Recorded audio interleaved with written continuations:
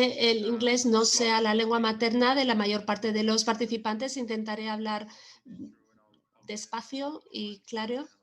Y si es necesario que ralentice mi presentación, no duden en enviarme un mensaje y lo haré. Hoy vamos a hablar del entrenamiento de intervalo aeróbico de alta intensidad.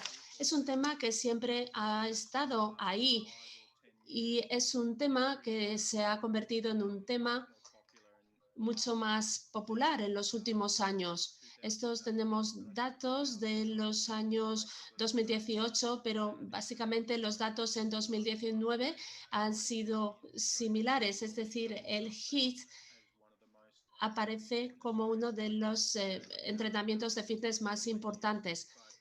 Siempre se ha utilizado por parte and the clinical populations as well. So what I'd like to do today is go through some of the literature and maybe just give you some ideas about how to program high intensity interval training, and obviously it depends on the person and the situation, but hopefully I'll introduce some research that may just help you to think a little bit about some of the ways you might program high intensity interval training. I wanted to start with just a little bit of a definition, just because sometimes people will use the term high intensity interval training in different ways, and it can be a little bit confusing. So typically, if you look up the top here, this is an incremental exercise, data from an incremental exercise test in our lab. So what you obviously see is that the oxygen consumption increases until it reaches a plateau. And if you look at the blood lactate concentration, it's normally low and quite stable.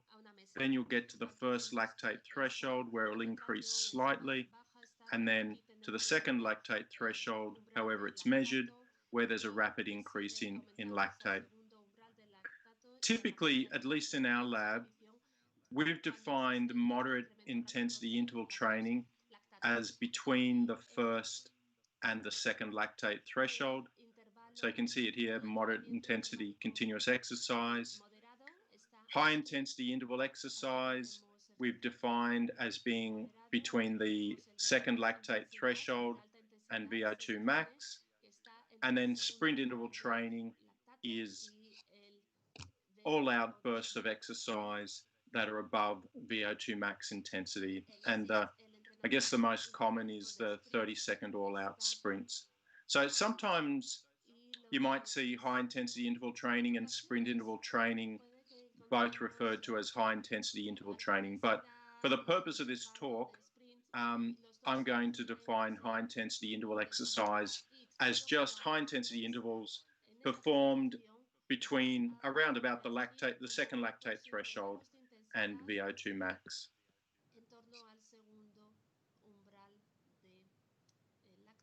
I won't spend too much time on this, but I think it's important to also realize that a lot of things in exercise can be a little bit more complicated than they seem at first. And this is from a paper we published a couple of years ago, but there's lots of different ways to measure the lactate threshold. And you can see even from here that, you know, there can be up to 100 watts difference depending on how you determine the lactate threshold. Most of the time when we're talking about the lactate threshold, we will calculate it using the modified Dmax or the maximal lactate steady state. So something there. But the only reason I mention that is that when you're reading the literature, it's important just to read carefully, you know, how people have determined the exercise intensity at lactate threshold.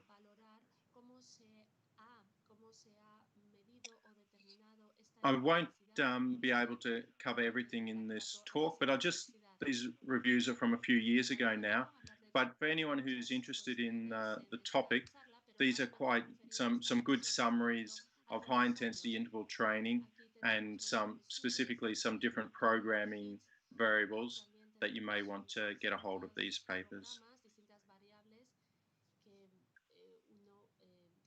before I go into the actual programming variables, I just wanted to mention that it obviously depends on participant training status. So the way that you might go about programming high intensity interval training for a lead athlete would obviously differ from how you might program high intensity interval training for an elderly person or someone with cardiovascular disease. And I think most people who are listening are probably more interested in high intensity interval training for athletes, and that'll be my focus on this talk.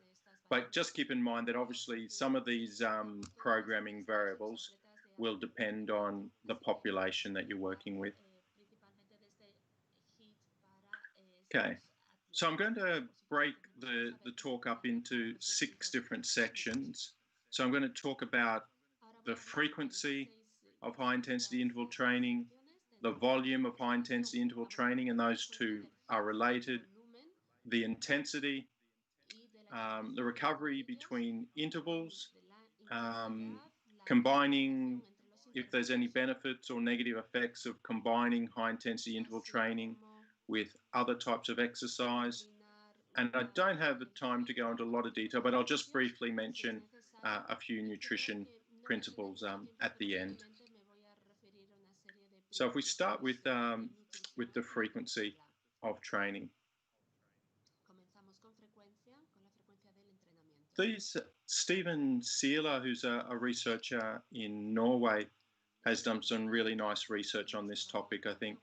And when he's looked at the training programs of elite athletes, what he's found is that most of their training is in zone 1, which corresponds to around about, the moderate intensity, low to moderate intensity.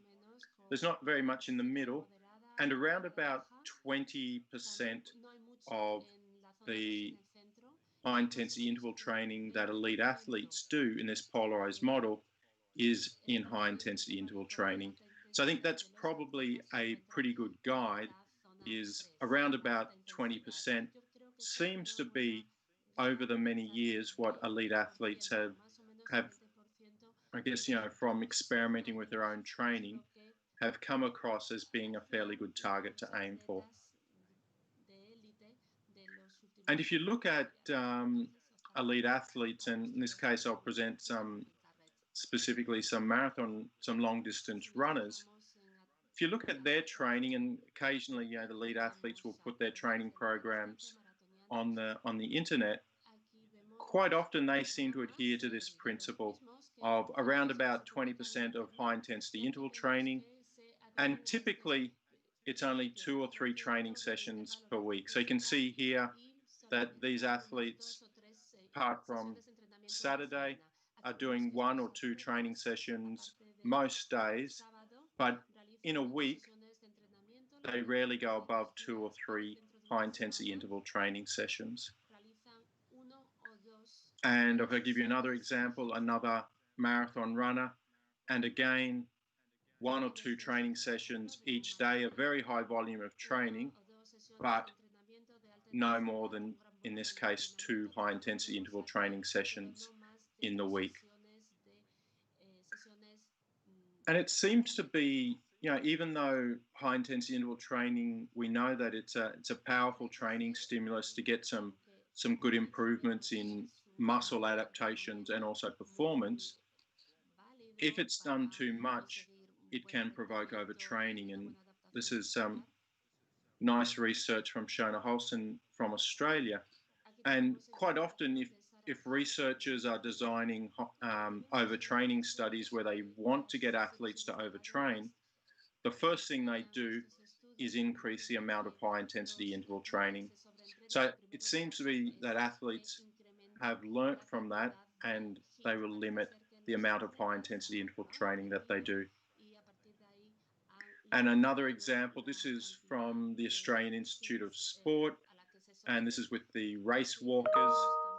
And again, you can see that in this case, they do 3 high intensity interval training sessions per week. But again, 2 to 3 sessions per week for well-trained to elite athletes seems to be seems to be that athletes prefer not to go above that, probably because if they do, they start to risk overtraining and poor performance.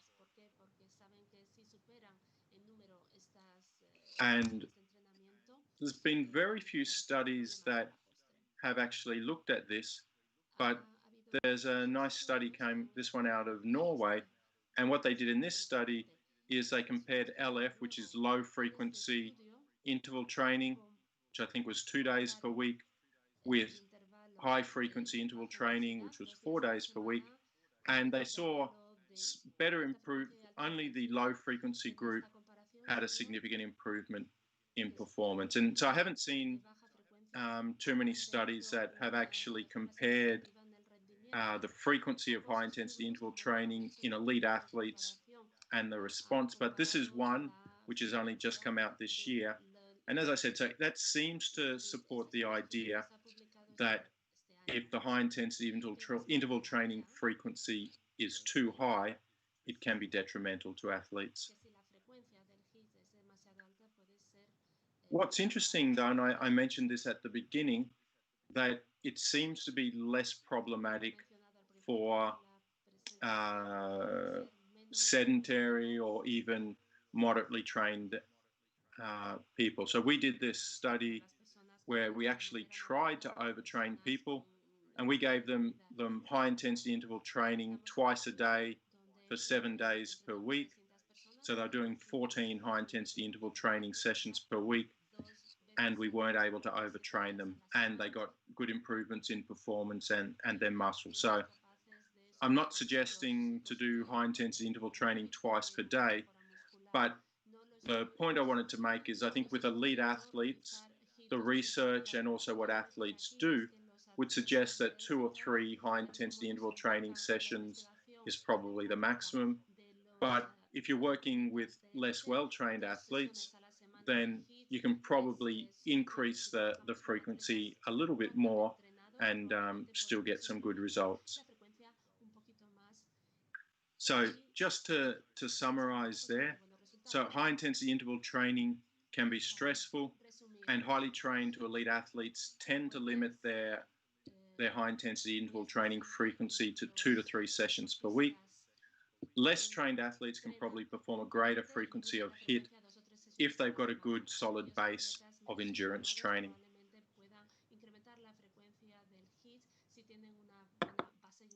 So we then go across to training volume. And again, it's obviously volume and frequency are related, but just a reminder, as I said before, that the frequency that most athletes, the volume tends to be around about 20%. And you won't, across different sports, whether it's marathon running or whether it's rowers or cycling, most athletes, endurance athletes, tend to limit their volume of high intensity interval training to around about 20% of their total training volume.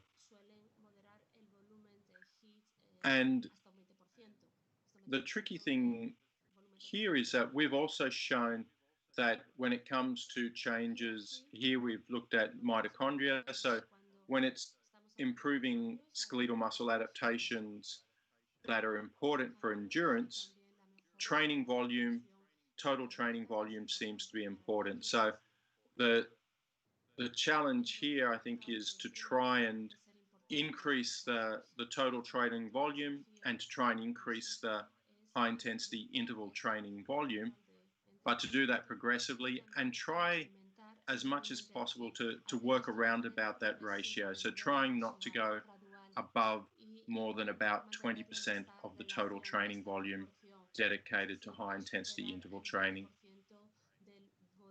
And as I said, we find that the training volume is important and that the greater the training volume, the better the adaptations.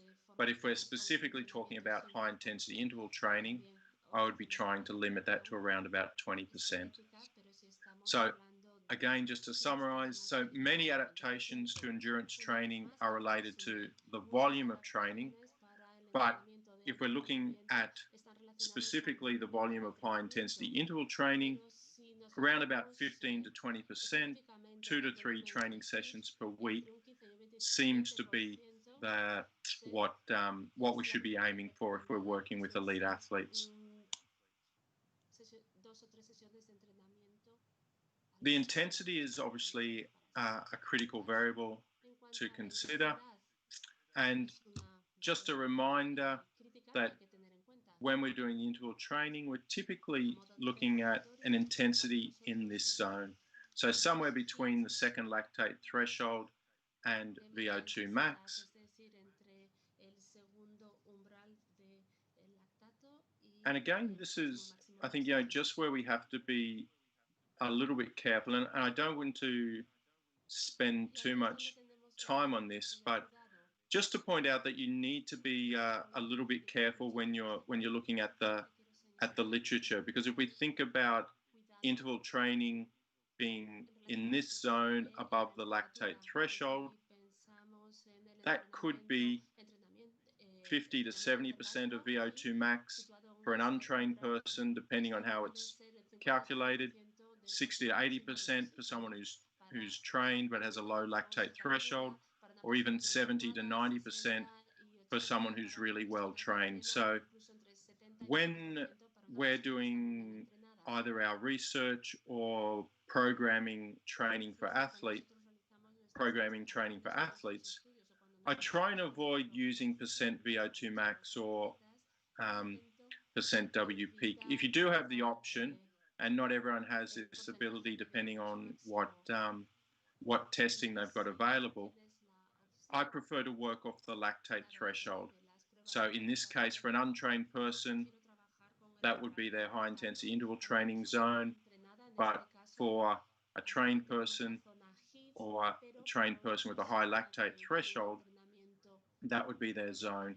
And so I think you can see here that if we had all three groups here training at this percentage of VO2 max, it might be around about right for the untrained person, but it's going to be way too low for a trained or very well trained person. So just to say that, if, again, just summarize what I just said there, but if you can, and it may be some indirect test, but if you can determine the lactate threshold with your athletes, then I think you get a much better and more accurate determination of the bottom of their interval training zone. And just a reminder of what I said before, that this also depends on how you actually calculate the lactate threshold. And I would be looking for a way that gives you an estimate that's close to the maximal lactate steady state as being a preferred method for trying to determine the bottom of this high intensity interval training zone. And if we look at, this is just changes in the mitochondria with training, we tend to find that the greatest adaptations occur around about here, around about somewhere between 90% of VO2 max. So normally, if I'm trying to prescribe interval training and to try and get the best adaptations, I'd be trying to go above the lactate threshold, but close to VO2 max. So closer to the VO2 max intensity if I can. And as I said, when it comes to muscle adaptations and also performance, if you can choose a high intensity interval training intensity that's above the lactate threshold and close to VO2 max, then I believe that will give you your best adaptations. And just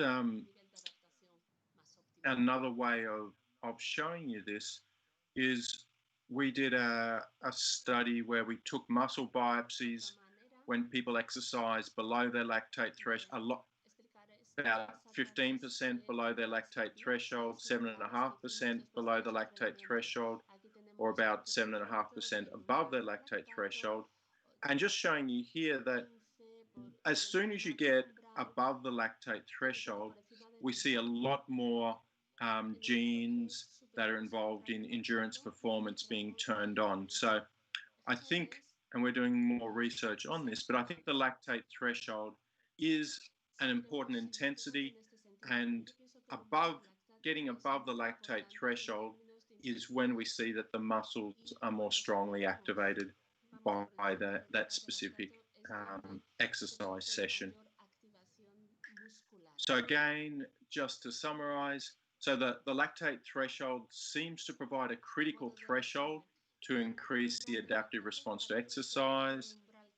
The lactate threshold provides a better method than a percentage of VO2 max to individualize the training intensity in a range of individuals. And there are lots of lactate thresholds, and you need to make sure that you're choosing one which is valid for your purpose. And in most cases, I would be trying to use something that is close to the maximal lactate steady state. Okay, the other training variable is recovery duration, which can also be important. And just via an example, this is a study by Nigel Steptoe from 20 years or so ago. But what they did is they compared 5 different types of interval training. And you can see I've summarized down the bottom here the different types of interval training, the number of bouts, how long the work lasted, the intensity, and the rest between intervals. And what's interesting is I also looked at the total work. And basically, this is in red, the more total work they did during the intervals, the greater the adaptation, except for this last type of training at the end. And this was long work and with very short rest between the intervals. So that kind of got us thinking, and we've done, since then, I've looked into some of the other literature, but I'll show you a few other studies soon. But if the recovery between the intervals is too short, then the adaptations from the interval training tend to be worse. So it's important to have a recovery duration between intervals that is long enough to allow sufficient recovery between the intervals to get the greatest improvements in aerobic performance. And there haven't been too many studies looking at this, but this is a nice study out of Australia as well, not from our lab. And what they did is they had one group who did their intervals at 60% of the time that they could maintain their VO2 max, and the other group that did their intervals at 70% of the time that they could maintain their VO2 max. And the group that trained at 60% T max was able to complete 96% of their training time, whereas the group that trained at 70% at T max was only able to complete 86% of their training time, prescribed training time.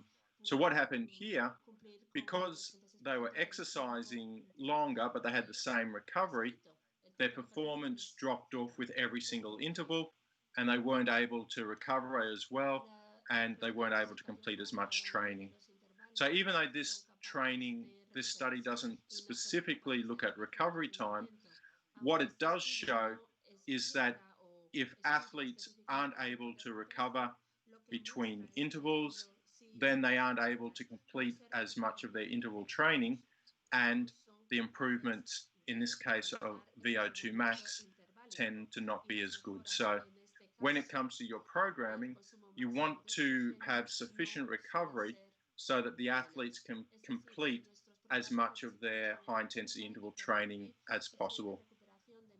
And I think this probably also relates to what I showed you earlier about training volume, that the greater the training volume that can be completed in a session, then the greater the adaptations that you are likely to get from that type of training. So again, just a brief summary. If the recovery between intervals is too brief, adaptations to the high-intensity interval training may be reduced, and the recovery between intervals should be sufficient to allow the completion of all or most intervals at the required intensity.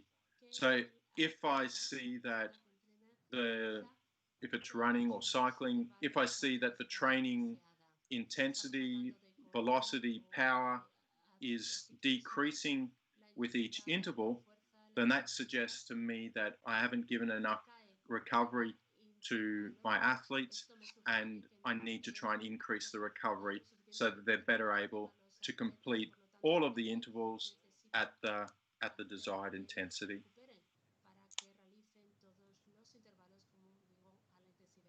The other question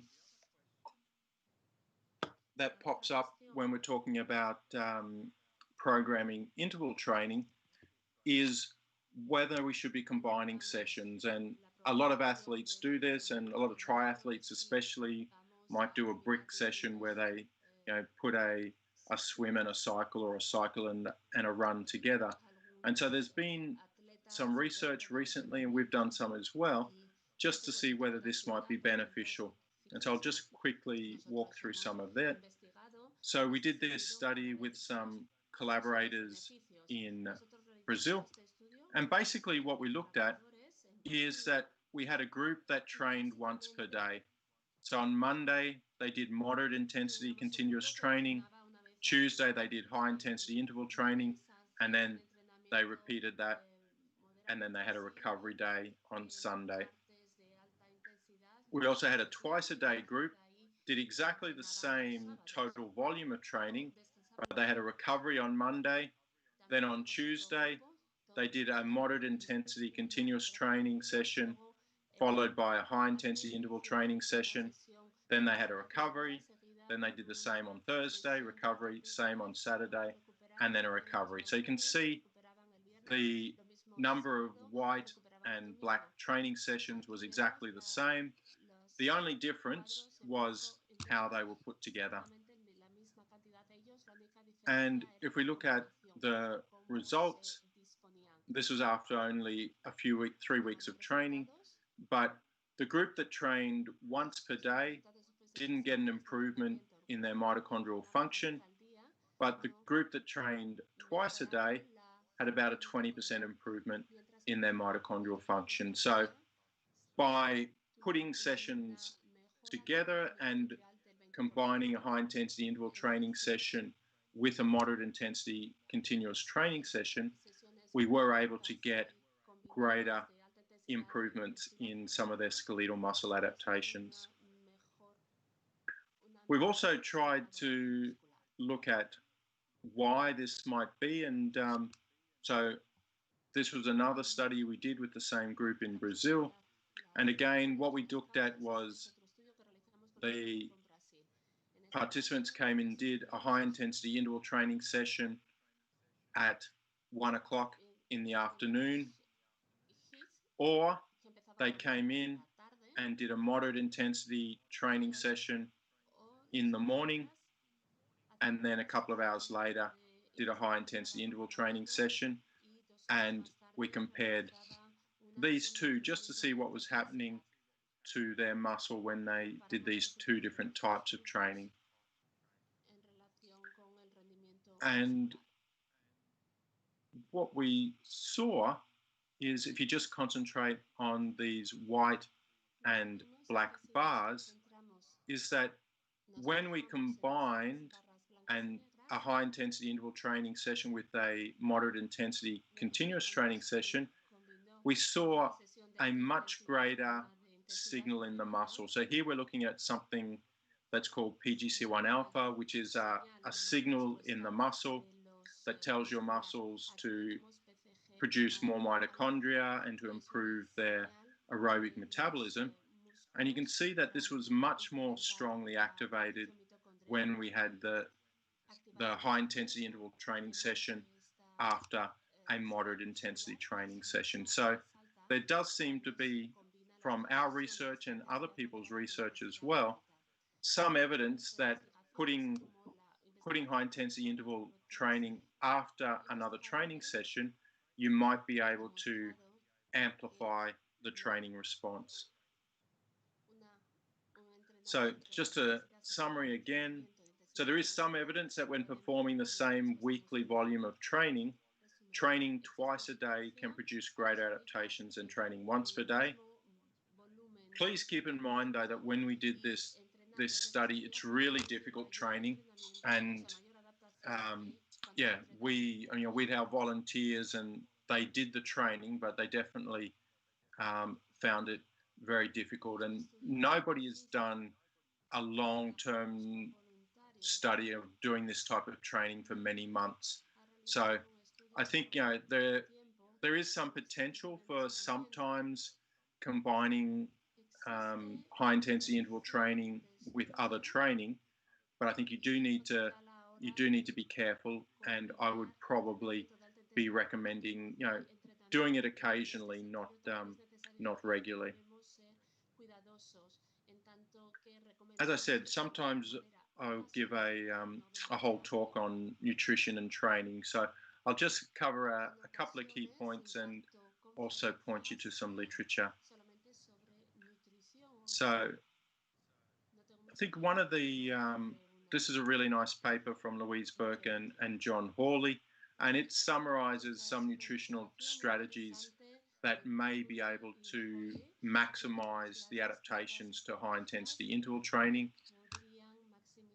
And I think it's a good summary. So normally, there's a lot of talk about training with low muscle glycogen, but when it comes to high intensity interval training, it seems that you need to have a lot of muscle glycogen to be able to do the high intensity interval training at a high intensity.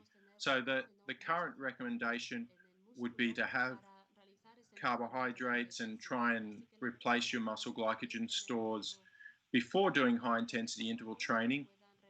But because you're using a lot of glycogen during high intensity interval training, there is the potential to have a low carbohydrate meal afterwards and maybe not a lot of carbohydrates and then go to sleep. And then the next day, do low intensity training where you don't need muscle glycogen in a low carbohydrate muscle state. And that might then, some evidence that might stimulate mitochondrial adaptations to training. So when you're doing high intensity interval training, you probably want to have complete muscle glycogen stores, but you can use high intensity interval training to delete your muscle glycogen stores so that you can do some low intensity training with low muscle glycogen. And there's some evidence that doing this type of low intensity training with low muscle glycogen can lead to greater adaptations.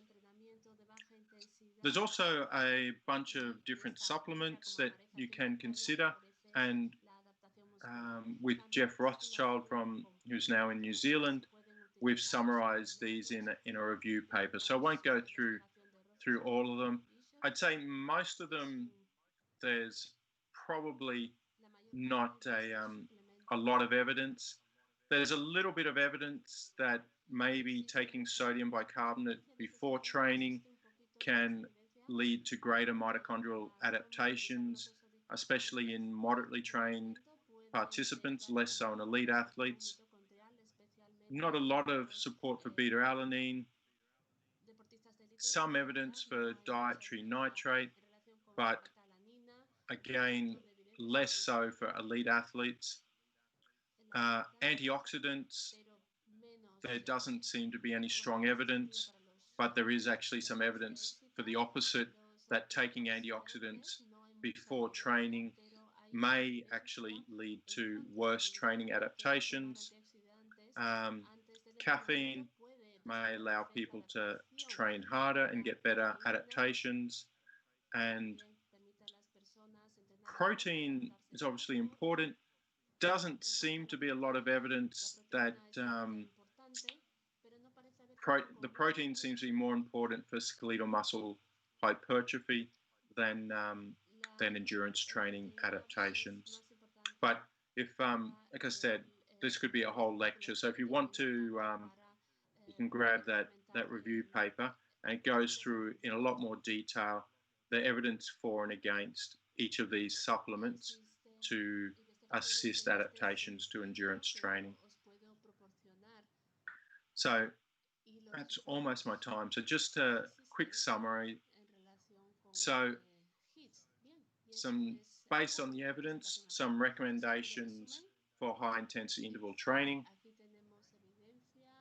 When it comes to frequency and volume, so elite athletes tend to limit their high intensity interval training frequency to 2 to 3 sessions per week and around about 15 to 20% of their total training volume. Intensity, the lactate threshold seems to provide a critical threshold to increase the adaptive response. I'd be aiming for high intensity interval training intensity to be around about lactate threshold and VO2 max, and getting closer to as close to VO2 max as possible. In terms of recovery, you should be trying to set a recovery duration and intensity so that it allows all of the intervals to be completed at close to the programmed intensity. There's some evidence that training twice a day can produce greater adaptations than training once per day. But again, as I mentioned earlier, I think you do need to be a little bit cautious with this type of training because it is very stressful. High intensity interval training and nutrition. There's little evidence that performing high intensity interval training with low muscle glycogen can lead to better performance. There's some evidence that reducing changes in pH during high intensity interval training, so for example, taking sodium bicarbonate, may be able to improve adaptations to training. This is especially in moderately trained participants. There haven't been really the studies in elite athletes to verify that it also works with elite athletes. But I know that some athletes do this and do claim to get some good results from it. That's my Twitter handle. So I quite often will tweet about science, either my research, mine or others, to do with endurance training. So you might find something interesting there. And these are some other people who work obviously in high intensity interval training, who might also have some good information that can help you with your high intensity interval training programming. Okay, with that, I'll just finish.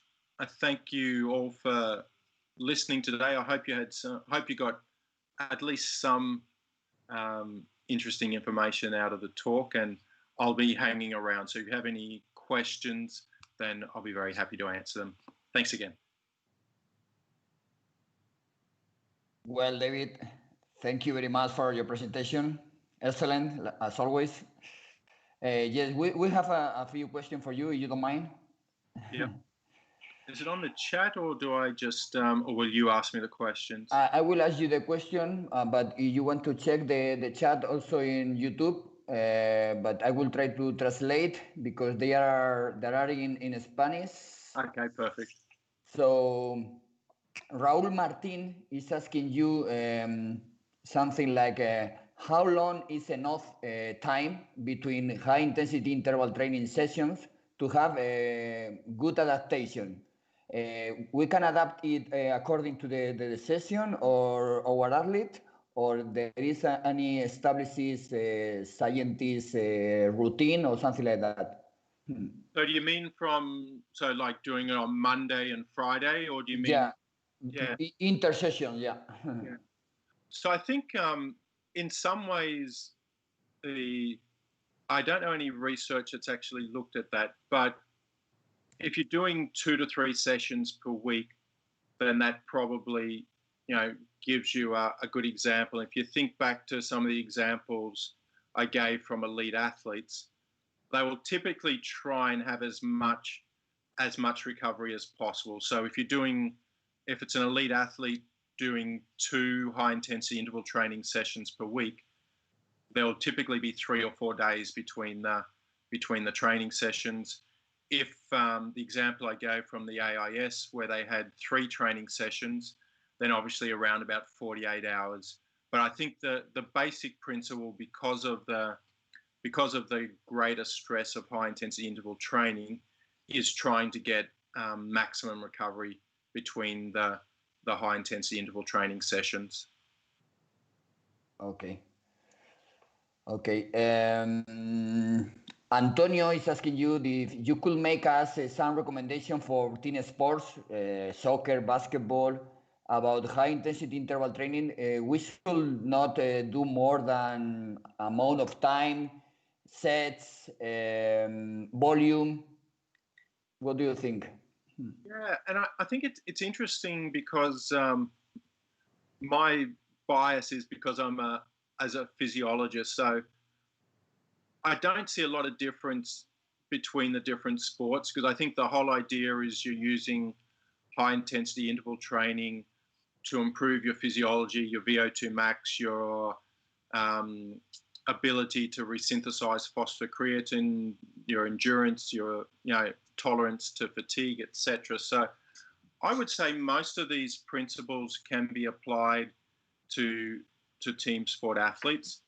I think the main difference with team sport athletes is that they've got a lot of other training to do, because obviously they're doing their skill training and other things. So there's probably a little bit less time in the week, but I think basically the same principles. I don't think I would be going, at least especially during the season, I wouldn't be doing more than around about 2 sessions per week. And in terms of intensity and volume and frequency, I think all of the principles that I presented during the talk, I think you can apply those same principles to team sport athletes. Okay, let me check. Okay, Juan Jose is asking you, at what age can we start with the high intensity? And for example, also in young people who play, for example, soccer, is high intensity interval training per week good? How many times could you train this model? Yeah, I haven't. It's interesting. I always find it, I've got some young children as well, and it's interesting, this question, because I don't actually do research with children, but children are always doing high intensity interval training. As in, they sprint and they're running around and then they have a rest and sprint, and and you sometimes see people talk about not doing plyometrics with young children, but they're always skipping and jumping and jumping rope or whatever. So I think for most of these things, I'd be saying to be honest, similar principles. I think with young people, you want to make sure they've got a good base of aerobic fitness and that they're getting their skill development. But I don't see any reason why a lot of these similar principles can't be applied to children. I mean, obviously their intensity is going to be lower because they're not as big and strong as adults, but I think you could easily do 1 or 2 sessions of high intensity interval training with children with no issues at all, in my opinion. Okay, now about healthy, Jacqueline Altamirano is asking you a recommendation for high intensity training and obesity. Why is important? How could we make the sheds? With obesity, did you say? Yeah, obesity. Yeah. Yeah. I think there can be, when it comes to health, I think the same principles of definitely the progressive overload. So I mean, I wouldn't you wouldn't take someone who's done no exercise all their life and get them straight away to do high intensity interval training. So I think you need to progressively introduce people to high intensity training. So first of all, doing low intensity, moderate intensity, etc. I think the two differences when it comes to prescribing exercise for a obese or unhealthy population, I think the first one is making sure that there's no other health issues that you need to be aware of, and the second one I think is just being careful of the impact. So it may be that rather than doing high intensity interval running training at the beginning, they're more likely to do, maybe on a bicycle or a rower or some other device where you don't have the issue impact. But I think, one of the kind of good things about this type of training is that it's kind of self-limiting. So if you've got someone who's obese and hasn't done a lot of exercise, they're not going to be doing the intervals at a super high intensity just because they're not capable of doing it. So I think that they'll naturally be doing the intervals at an intensity that they're able to maintain. One other thing you might want to consider is maybe just starting with slightly longer duration of the intervals. That way it'll naturally bring the intensity down a little bit as well. But I think high intensity interval training is used with obese people. It's used with people with cancer. It's used with people with cardiovascular disease as well. And so it can definitely be done with these populations. The key is to make sure that it's progressive and that there's no other health issues that might prevent them doing this type of exercise. Okay. If you don't mind, David, two more questions? Yeah, no trouble. Absolutely, no trouble. Okay. Christian Escudero is asking if in the combined training of medium and high intensity, after the moderate intensity, immediately we have to get some rest, or you can do a high intensity follow the moderate intensity. You know what I mean? Yeah, no, really good question. And we haven't done, when we did our study, we had about 2 hours rest between the sessions. I think you can do both. I haven't seen any research that has compared the two of them. I think that one of the benefits of having a short rest is that maybe the high intensity interval training can be done at a slightly higher intensity. And I think another thing to point out is that when we did our training, we didn't give any carbohydrates or we didn't give any nutrition to the participants between the two training sessions. And I think that's important as well. So I think if, regardless of whether you do the sessions back to back or if you have a short rest in between, I think it's important not to give nutrition, because I think that helps to increase the exercise stimulus. So I probably didn't exactly answer the question because there isn't the research. I think you can do either. We know that having a short rest does work, even up to a couple of hours. So I think you can do that. But if for programming reasons, you don't have an hour or two to sit around, then I think doing it back to back will also work quite well. Okay. Okay, last question. Let me check. Last question. Jocelyn Alvarez. is asking that if you could give us any recommendation about HIIT and ketosis. So I haven't seen. It's not. Yeah, I haven't specifically looked for that type of research. I think I haven't seen any issues with that, and I think because with the high intensity interval training, a lot of the energy contribution is going to come from carbohydrates. So I think it's not a big concern, but I don't want to I don't want to mislead, because I haven't actually read any literature on that. But my feeling is that it's probably not a big problem. Okay, just but one more.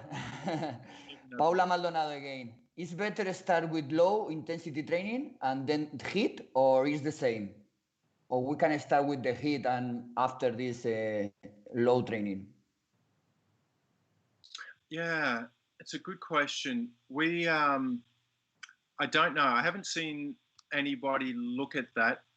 I think one of the theories is that one of the benefits of doing the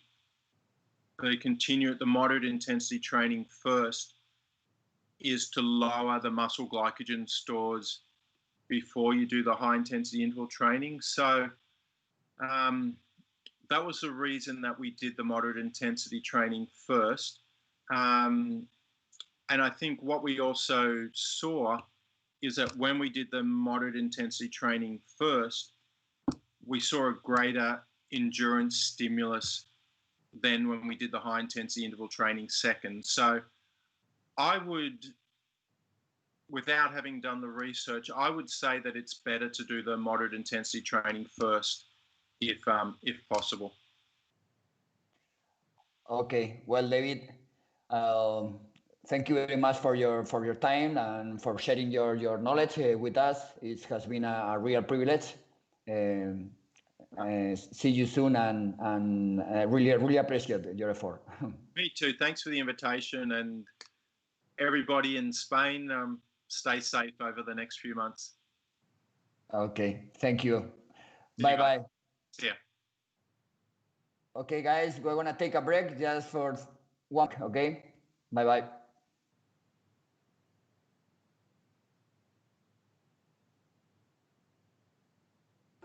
Adam. Hello. Hi, how are you? Yeah, good, thank you. Good to see you. Hey, you look nice. Huh? Yeah.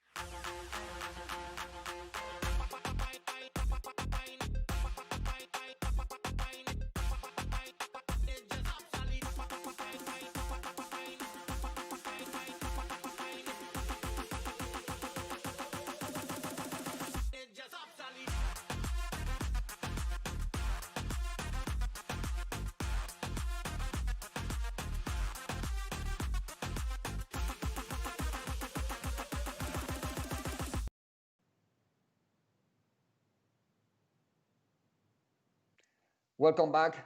Let's go with the next speaker. Let me introduce my colleague, Adam Kelly. Adam is a senior lecturer and the course leader for sport coaching and physical education at Birmingham City University in UK. Adam also is an expert in youth sport and talent identification and development. He also was working as the head of academy in sports science for 7 years at Exeter City Football Club. So Adam, welcome again, and thank you very much for accepting the invitation. Welcome. Thanks very much. So, yeah, thanks for the introduction, and thanks very much for inviting me along today to talk about some of the current research that I've been doing on birth advantages and relative age effects in youth sport. Just as an introduction to show you what I'm going to be talking about today, I'm going to be talking about 4 key studies that I've been working on with collaborative partners. that are focused around relative age effects and birth advantages. So firstly, I'm going to look at a longitudinal investigation into the relative age effect in an English professional football club, which explores the underdog hypothesis. I'm then going to look at birthday banding as a strategy to moderate the relative age effect, which is a case study into the England squash talent pathway. We're then going to move on to a multidisciplinary investigation into playing up in an English football academy. And then finally, we're going to look at biobanding football, players' perceptions of a maturity matched tournament. And then we can finish off by answering any questions. So before I start, let me just talk to you about what triggered my personal interest in athlete development and youth sport. So this is my under-14 squad photo when I was a previous academy player at Exeter City Football Club. Here I am here at the bottom. As you can see, I'm relatively smaller compared to my peers. You can see some of them have already started shaving, and some of them are already very tall. So at the age of 16, I was released from the academy for actually being too small to make it. However, this sort of setback sort of spurred me on to try and achieve professional status regardless, and actually managed to go on to achieve that, albeit at a non-league level. There was also another player who was in our team called George Friend. So George was also not offered a contract at 16s. However, he persevered and carried on playing for Exeter regardless, and actually managed to move on as a professional footballer and become one of the best left backs in the country, actually captained Middlesbrough in the Premier League. So despite being too small to make it, or players not considered good enough to make it, there's obviously a complex and multidisciplinary approach to actually achieving professional status. And my personal experiences have spurred me on to, not just as a player, but as a researcher, to find out more about that. So that moves us on nicely to the first study, which is looking at the relative age effect within an English professional football club and exploring the underdog hypothesis. So before we delve into that, what are relative age effects? So keeping it very simple, when youth cohorts playing in organised sport are grouped into annual age groups, so 12 monthly annual age groups, there's up to 12 months difference in ages between players. So in England, we group players from September, which is the start of the cut-off date, through to August, which is the end of the cut-off date. Research often groups these into birth quarters. So the first 3 months of the selection year would be September, October, November in England. A lot of countries have now allocated their cut-off dates from January to December. However, in England, this is what we've been using. And then that means birth quarter 4 would be June, July, August. So just to show you how this looks, if we had our under zeros or under ones, we've got this lad here who was born in September. So he's already stood up, he's already moving about. And then we've got this guy here who's just been born. So the lad that was born in September is 12 months older than the lad born in August. So this creates advantages such as advanced physiological characteristics, advanced cognitive development, but also things like a greater training age, which can have a huge impact on youth sport, competition and performance within annual age groups. And this results into an overrepresentation of relatively older players born in the first birth quarter or earlier in the selection year, due to them being perceived as more talented due to being relatively older. So what does that mean in youth football? So here's an example of Malin and colleagues who looked at the birth quarter distribution of national teams, elite clubs regional clubs and youth licensed players across Europe.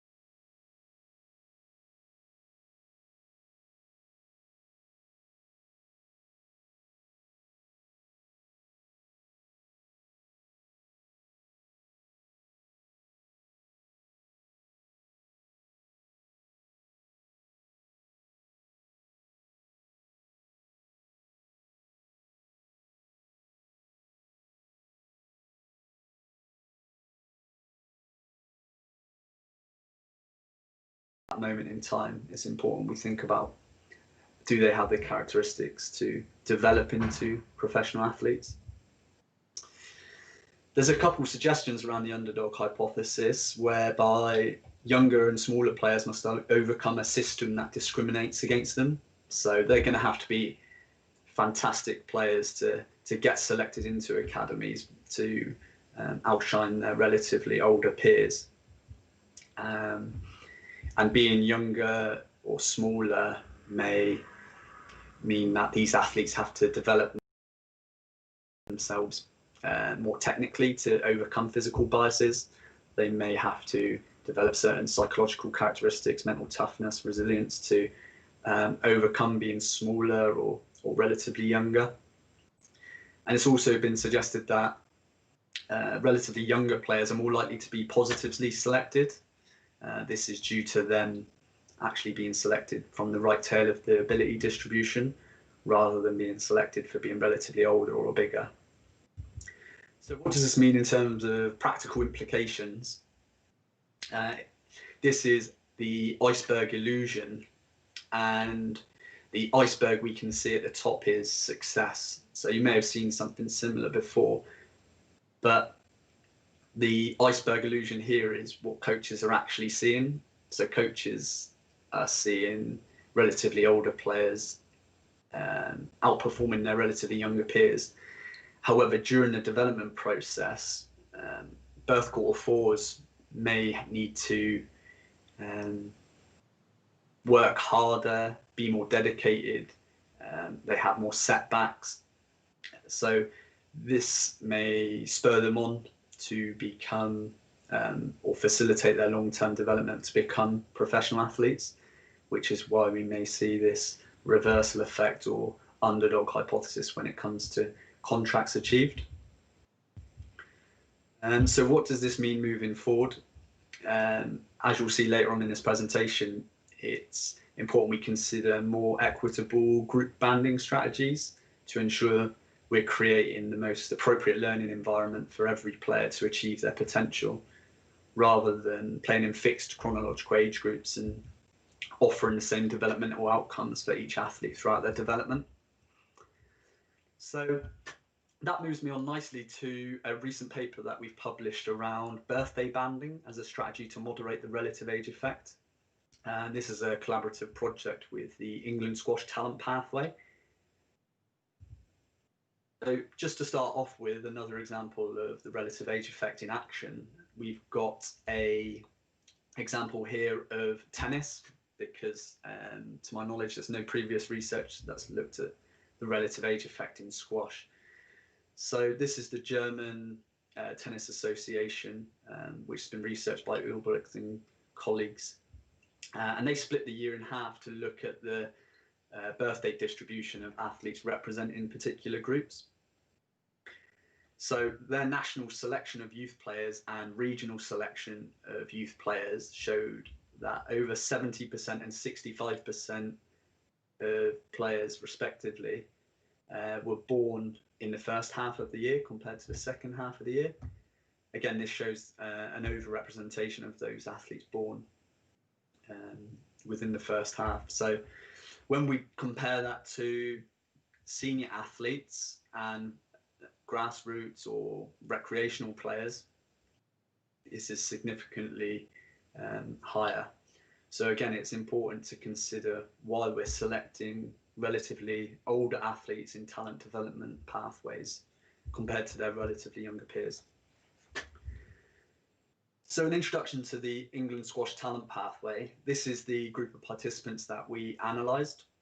So they have a clubs programme and county programme that is highlighted in red, which we didn't include as part of the analysis, since the talent pathway starts within the developing potential and building world champions section. So we looked at the green and yellow pathways highlighted on here. So the Aspire programs, this is where athletes join at around 10 to 11-year-old, and they've got 8 of these that are spread across the region in England. We've then got the England potential groups, which are the sort of early teens towards 16s that are representing their regions. We then got the England Development Programme, which is the under 16, sorry, the under 19s. We then got the England Academy players, which are playing in the National Squash Centre alongside Team England, who represent England at national level. So just to provide you with context of birthday banding. So England Squash adopted birthday banding to their talent pathway 7 years ago. This is whereby young athletes move up to their next birthday group on their birthday. So rather than playing in fixed chronological age groups, they will move up to the next age group on their birthday. So all 13-year-olds will play against all 13-year-olds, all 14-year-olds will play against all 14-year-olds, etc. So as an example, if a player is 11 years old, on their 12th birthday, they will move into the 12s group. And then that will mean they become the youngest player in that particular group. And as they move through their personal birthday, on their 12th month, when they hit 13, when just before they hit 13, they'll be the oldest in the group. And then on their 13th birthday, they'll drop down to being the youngest again. So it almost creates this non-linear pathway of being the youngest all the way through to being the oldest and dropping back down again, rather than being a fixed birth quarter throughout an annual age group. So the aim of birthday banding essentially is to remove particular selection time points and specific chronological age groups, and essentially to identify athletes based on their current age and their characteristics to develop as an international squash player. The aim of this particular study was to firstly look at if there is a relative age effect in the England squash talent pathway. Secondly, consider whether birthday banding is a strategy to moderate the relative age effect. And thirdly, to explore whether there was any evidence of an underdog hypothesis from pre-existing chronological age groups. Just remembering that this strategy has only been in place for 6-7 years. So the methods were very similar to the previous study I showed you. We split them into 3 groups. So the aspired players or athletes stayed together. We then combined the development and potential athletes and combined the senior team and academy athletes. The 12 months of the year were divided into 4 birth quartiles, conforming with the existing strategy. And we used September to August to define birth quartiles as English chronological age groups. And again, used the chi-square analysis to compare the observed birth quarter distribution against the expected distribution from national norms. Now, results show how there was no significant difference in the birth quarter distribution at Aspire, Development and Potential, and Senior Team and Academy. Essentially, this shows that there was no significant difference between the birth quarter distribution of the observed and expected values. So using the graphs to show more of a visual example, as you can see, if we think back to the football birth quarter distributions or the tennis one we looked at previously, this is more equal to the birth quarter distribution of national norms. Interestingly, within the potential and development athletes, there was an underrepresentation of birth quarter ones compared to other groups, although the odds ratio showed that this wasn't significant. And then finally, when we look at the academy and aspire athletes, the academy and academy athletes, we show that there's actually an overrepresentation of relatively older players playing at national level compared to relatively older peers. However, again, this wasn't statistically significant when looking at odds ratios between birth quartiles. Onto the discussion, essentially, the main question is, has birthday banding moderated the relative age effect with the England squash Aspire pathway? So our findings suggest that when grouping athletes, when using the birthday banding approach, this has the potential to moderate relative age effects as athletes are being selected on current age and abilities to develop to senior squash players rather than how well they perform within an existing chronological age group. There's questions surrounding why birth quarter ones are underrepresented within development and potential athletes. This may be due to squash being a less popular sport and the individual nature of that. But again, there's no evidence to show this within our current findings. And we also questioned whether there was an underdog hypothesis from the pre-existing chronological age groups, since there was more relatively younger players representing the national teams compared to the relatively older players. So what's the practical implications of this? Birthday banding offers an alternative grouping strategy to group young athletes. So it doesn't necessarily need to replace existing chronological age groupings, but it offers coaches or practitioners a different perspective of how to group young athletes. It may help chronologically younger athletes being positively recruited. And it also provides that non-linear pathway of being both relatively older and relatively younger throughout a young athlete's development, rather than being a birth quarter one from under 8 all the way through to adulthood, or a birth quarter 4 from under 8 all the way through to adulthood.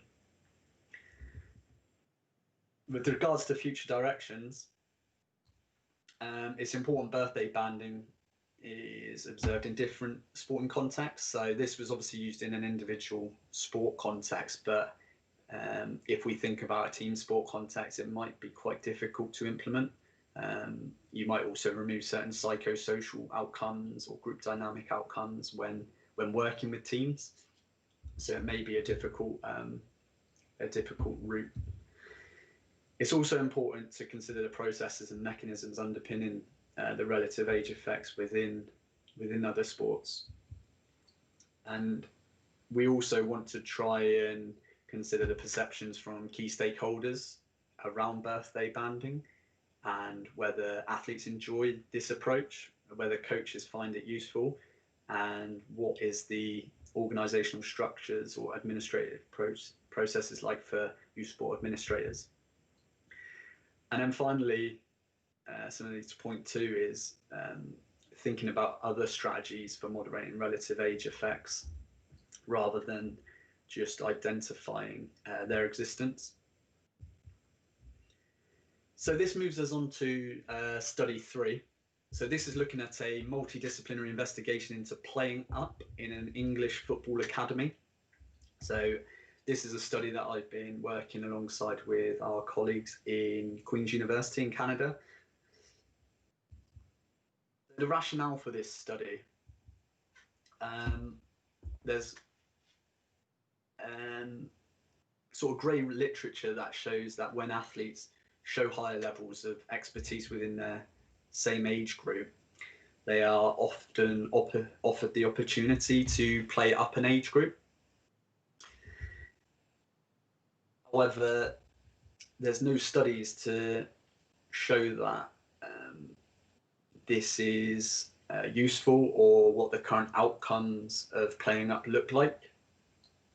This is an example on the right hand side of Ethan Ampadu, who's now at Chelsea, but was part of the academy set up at Exeter, and he was notorious for playing up an age group. I actually remember him playing up in the under 13s, playing up in the under 18s as an under 13, purely because he was at that moment in time needed stretching. There was obviously certain strategies in place to ensure he was facilitated during that transition, but now he's gone on to achieve professional status representing Wales, currently on loan at Sheffield Wednesday from Chelsea. So doing really well. In terms of chronological age groups, if we do select relatively younger players, relatively older players, they're going to start gaining more access to quality coaching, competition, training facilities, which allows them to become better players. And here's just another couple of examples of how the relative age effect has been shown to be prevalent across Europe and South America. The example from the first study shows that birth cohort 1s were 3.4 times more likely to be selected compared to birth cohort 4s. And similarly, the second study from Sao Paulo Football Academy showed birth cohort 1s represented 47.5% their cohort compared to just 8.8% of birth cohort 1s.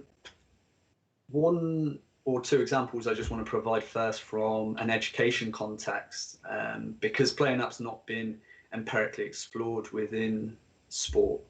We've drawn a couple of examples from education. So ability grouping is often used in education if you think of sets at school.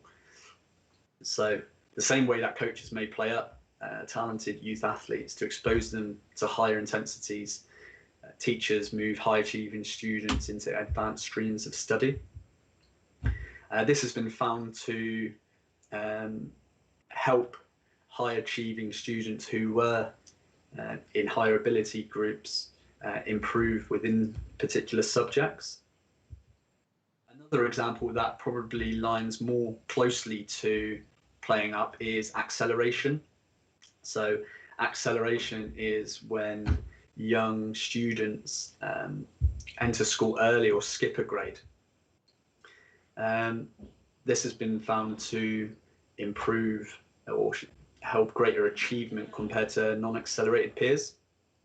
So again, showing that pushing students within certain groups or accelerating them in certain streams can facilitate long-term development.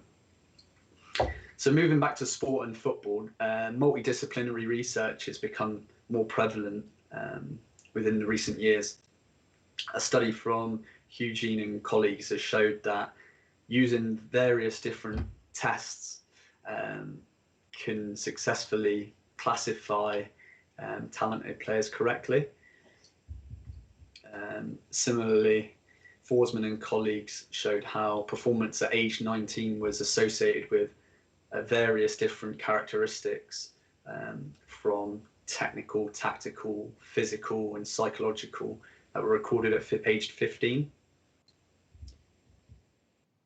In England, we use the FA4 corner model as a multidisciplinary or holistic approach when designing football sessions or when recruiting or scouting. This is broken down into technical, tactical, psychological, physical and social. And there's been recent research from Towson and colleagues which has showed how splitting players up into their relevant age phases can show differences between expectations from coaches, and it also shows how different age phases require different developmental outcomes at that moment in time. So together, this highlights a multidisciplinary and age-specific perspective is required when exploring the playing up process. So using the four corner model as a research design, we explored the multidimensional factors that differentiated players who played up a chronological age group compared to those who did not, within both the foundation phase and youth development phase. 98 participants within the two phases. The foundation development phase is under 9s to under 11s, and the youth development phase is the under 12s to under 16s. This was with a Category 3 academy in the southwest of England. and a combined total of 46 factors from 8 data collection methods were used across an entire football season for each player. So the measures that were divided into each of the 4 corners, I won't read each one out, I'll just highlight the subheading for each. So within the technical and tactical corner, we had match analysis, statistic, technical tests, and perceptual cognitive expertise. Within the physical corner, we had anthropometric measures and fitness tests. Within the psychological corner, we included Collins and colleagues' psychological characteristics for developing excellence questionnaire. And in the social corner, we had the participation history questionnaire from Paul Ford and colleagues. And we also looked at socioeconomic status. With regards to statistical analysis, we considered players to play up an age group when they spent over 50% of their combined training and match play time throughout an entire season with an older age group. So in total, we had 15 players who played up versus 25 who didn't in the FDP, and 13 who played up versus 45 who did not play up in the YDP. Results where appropriate were Z-scored within age groups to ensure these were able to be compared with in age phases. Depending on parametric or non-parametric data, we use t-tests or Mann-Whitney U-tests to compare play-up versus non-play-up. We've also recently done some multivariate analysis in a paper that's currently under review. And we considered each factor to be statistically significant at alpha level 0.05. So the results within the FDP showed how there was mainly technical and tactical measures discriminating those who played up from those who did not. Things like reliability in possession, pass completion, shooting accuracy, lob pass, and perceptual cognitive pre-occlusion were greater in those who played up compared to those who did not. They also had a faster sprint time and engaged in more total football and multi-sports hours compared to those who did not play up. Within the YDP, there was factors from a more holistic perspective that differentiated those who played up and those who did not. For example, there was factors across all the 4 corners, such as dribble completion, total touches, slalom dribble, ball juggling, PECTEC factor 6, which was perceived support from others, or greater perceived support from others. From a physical perspective, they were more mature, had a higher percentage of adult height attained, were faster with a 30-metre and 10-metre sprint, and greater counter movement jump. And they also engaged in more coach-led practice hours and more peer-led play hours. So with regards to the discussion, what does this mean? So as mentioned, the majority of significant factors seen in the FDP were technical and tactical in nature. However, in the YDP, there were factors from a more holistic perspective representing all 4 corners. Interestingly, when we look at greater perceived support from others, this may be due to them playing up, so they may think that they were being supported more compared to their peers. They advance maturity status. This could be shown as a positive as coaches are identifying the fact that they are more mature and they do have greater physical characteristics compared to their peers. So they're pushing them rather than keeping them in the same age group.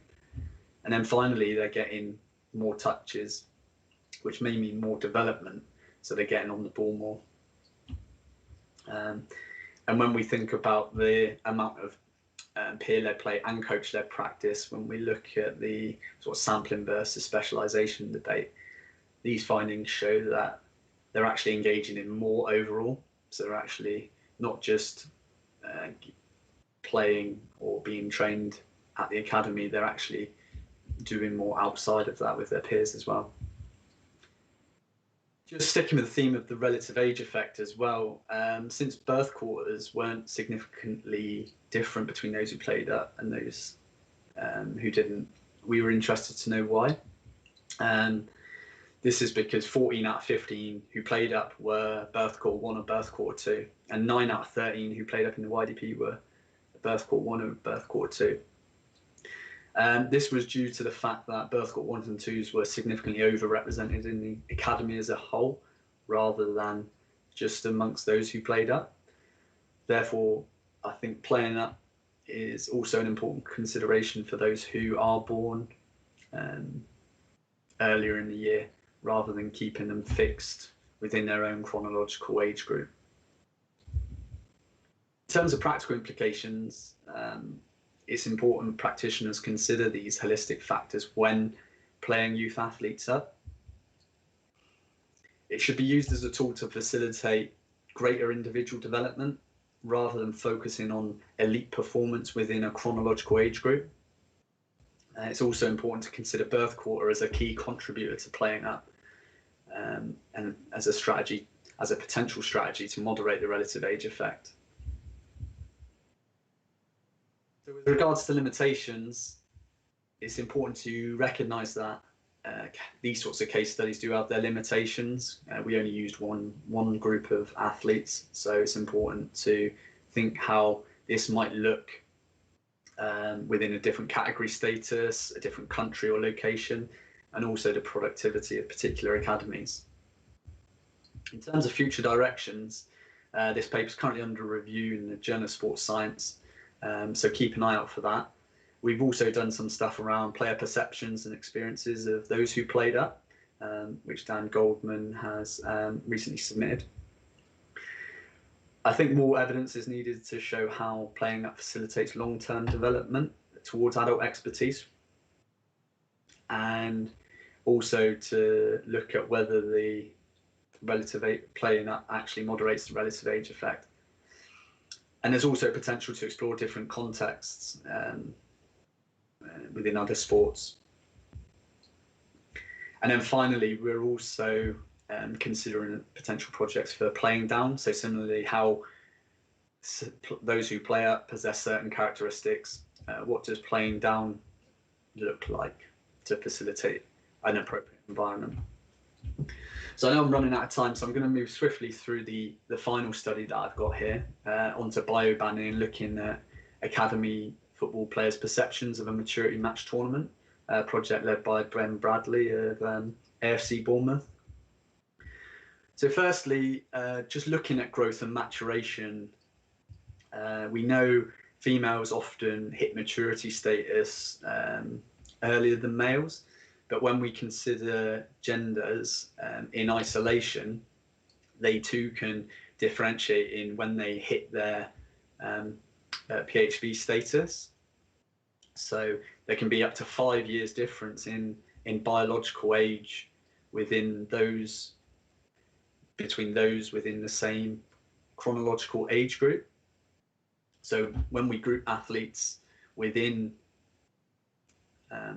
chronological age groups, there may be huge differences in maturity status within those athletes. This screen's a little bit blurred, so apologies, but I just wanted to show 3 different athletes that play in the same age group but have 3 different maturity statuses. So on the left-hand side, we've got player 1, player 2, and player 3. But in fact, we've got red, which is during PHV, so going through their growth spurt. Blue, which is pre-PHV, so they haven't hit their growth spurt yet. And then green is post-PHV, so they've gone past their growth spurt. So despite these 3 athletes playing in the same age group, they're actually in 3 different biobands, or they've got significantly different biological ages. So again, it's an important consideration when recruiting young athletes and grouping athletes. So what does biobanding actually mean? So there's a couple of pictures there just to show how physical differences can be prevalent in youth soccer. So you've got the players at the top there, and you can see there's huge differences despite them being only 25 days apart. You've also got the bottom picture of the lad who's playing for Ajax youth team compared to a smaller but age-matched peer. And these differences can be huge when considering performance outcomes in youth soccer. So biobanning is a group and approach to try and moderate these advantages. So it's based on biological age rather than chronological age.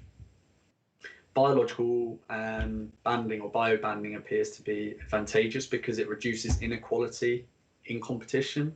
So it will remove these physical advantages and offer players different developmental outcomes during these games.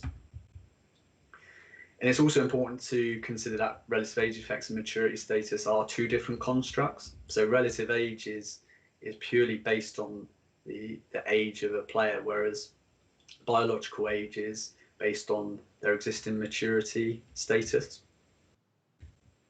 So the methods for this study evaluated the players' perceptions of a maturity match tournament. There was 115 players across 3 football academies, and they played in 3 different groups of early, on time and late maturing groups. And then following the tournament, they answered questions relating to their biobanding experiences. So with regards to the results and discussion, players enjoyed the tournament and understood the formatting for the strategy. It offered players more opportunities to express themselves, adopt positions of leadership and influence gameplay. Whereas early maturing players perceived the biobanding games as more physically and technically challenging, whereas late maturing players found them less so. So if you think of early maturers being bigger or stronger than their teammates, they're actually matched up against bigger and stronger players, so it removes that physical advantage. Implications show how biobanding is another useful grouping approach in youth sport, and it moderates bias towards early maturing selection towards early maturing players. It provides early maturing players a greater challenge from a physical and technical perspective, and it offers later maturing players greater opportunities to adopt leadership skills, express themselves, and influence match play. So future directions is important to consider the long-term impact of using biobanding and its influence on development. We're currently looking at some stuff in other sporting contexts, so swimming and basketball. Results from one study, however, within a rugby context have actually showed that grouping athletes on maturity status using body mass more specifically showed that they were more likely to drop out because they were faced with a more aggressive style of play and were removed from their age-matched peers. So again, there's important psychosocial and physiological factors to consider when banding athletes using biobanding, and further studies definitely required. And it's also important to consider whether biobanding helps moderate the relative age effect. So if we think about chronological age grouping being an issue when it comes to recruiting relatively younger athletes, if biobanding is adopted more often, it's important to consider whether this does moderate the selection or recruitment into academies based on relative age. So just as a summary, relative age effects are deep-rooted throughout organised youth sports. However, it's important to consider the long-term development outcomes, such as the underdog hypothesis. And I think the main emphasis of this presentation today is to get coaches and practitioners to consider alternative group banding strategies for more equitable competition and developmental outcomes. So rather than just playing athletes in age groups, let's try and think about how we can create more equal opportunities and a more appropriate learning environment for every player.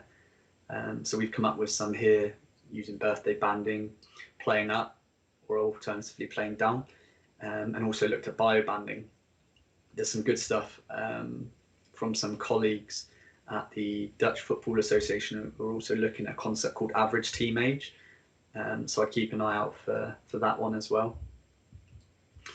And finally, just a couple pointers or papers that we've recently done. So Craig Williams and I released a narrative review around physical characteristics and the talent ID and development process in male youth soccer. So we talk around relative age effects, growth and maturation, and physical performance. So that's in the Journal of Strength and Conditioning. And I'm also leading a guest editorial or research topic with Joan Jen and Dave Hancock, exploring birth advantages and relative age effects. So that's with Frontiers. It'd be great if you could check that out. We've got 4 or 5 papers in that already. And of course, if there's any researchers or practitioners that have got any research on this particular topic, it'd be great to hear from you. So some of my contacts there via Twitter and email, and I'd like to welcome any questions. And apologies for running over slightly.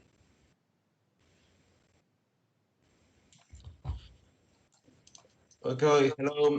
Thank you, Professor Adam Kelly. We have some question for you.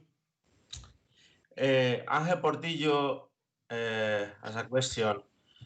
In your opinion, strategies as playing up or acceleration could produce negative impact in young groups? Are these consequences more important than the benefit of those strategies? Sorry, say that middle part again. I didn't quite catch it. I repeat it. Strategies as play up or acceleration could produce negative impacts in young groups. Are these consequences more important than the benefits of those strategies? Okay, I think I caught what you say. Sorry, your English is definitely better than my Spanish.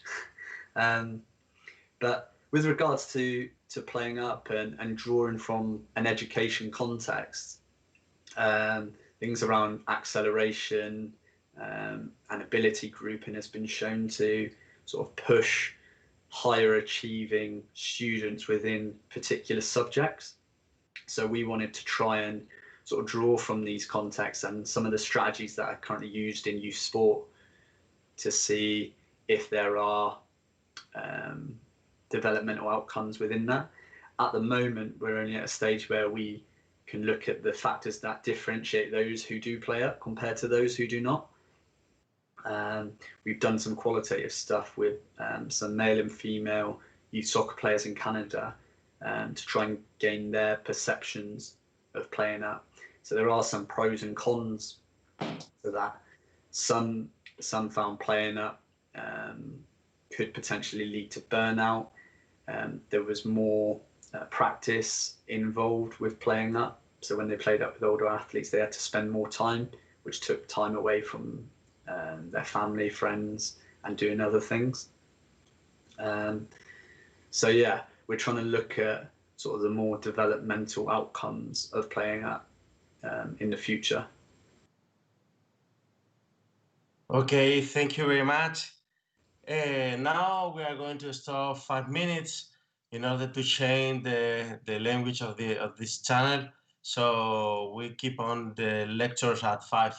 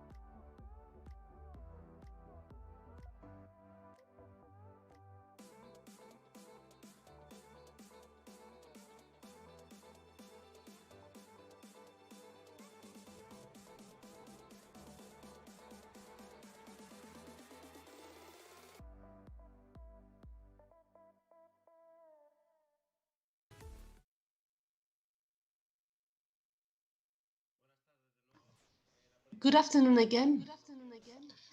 The presentation was scheduled next, was with Dr. Juan del Coso. For personal reasons, he cannot be with us today. We are fortunate to have with us today Daniel Escaño. He has a diploma in human nutrition. He's specialized in sport nutrition. He has worked with several Olympic athletes. He's the CEO of high performance of website nutrition.es, and he was a nutritionist of the first team of Real Madrid. And he also collaborates with the Master of Training of Escuela Universitaria Real Madrid. Daniel, you have the floor. So thank you very much to the University School of Real Madrid and to all the colleagues and to all the organizers of this international forum on sports training and nutrition.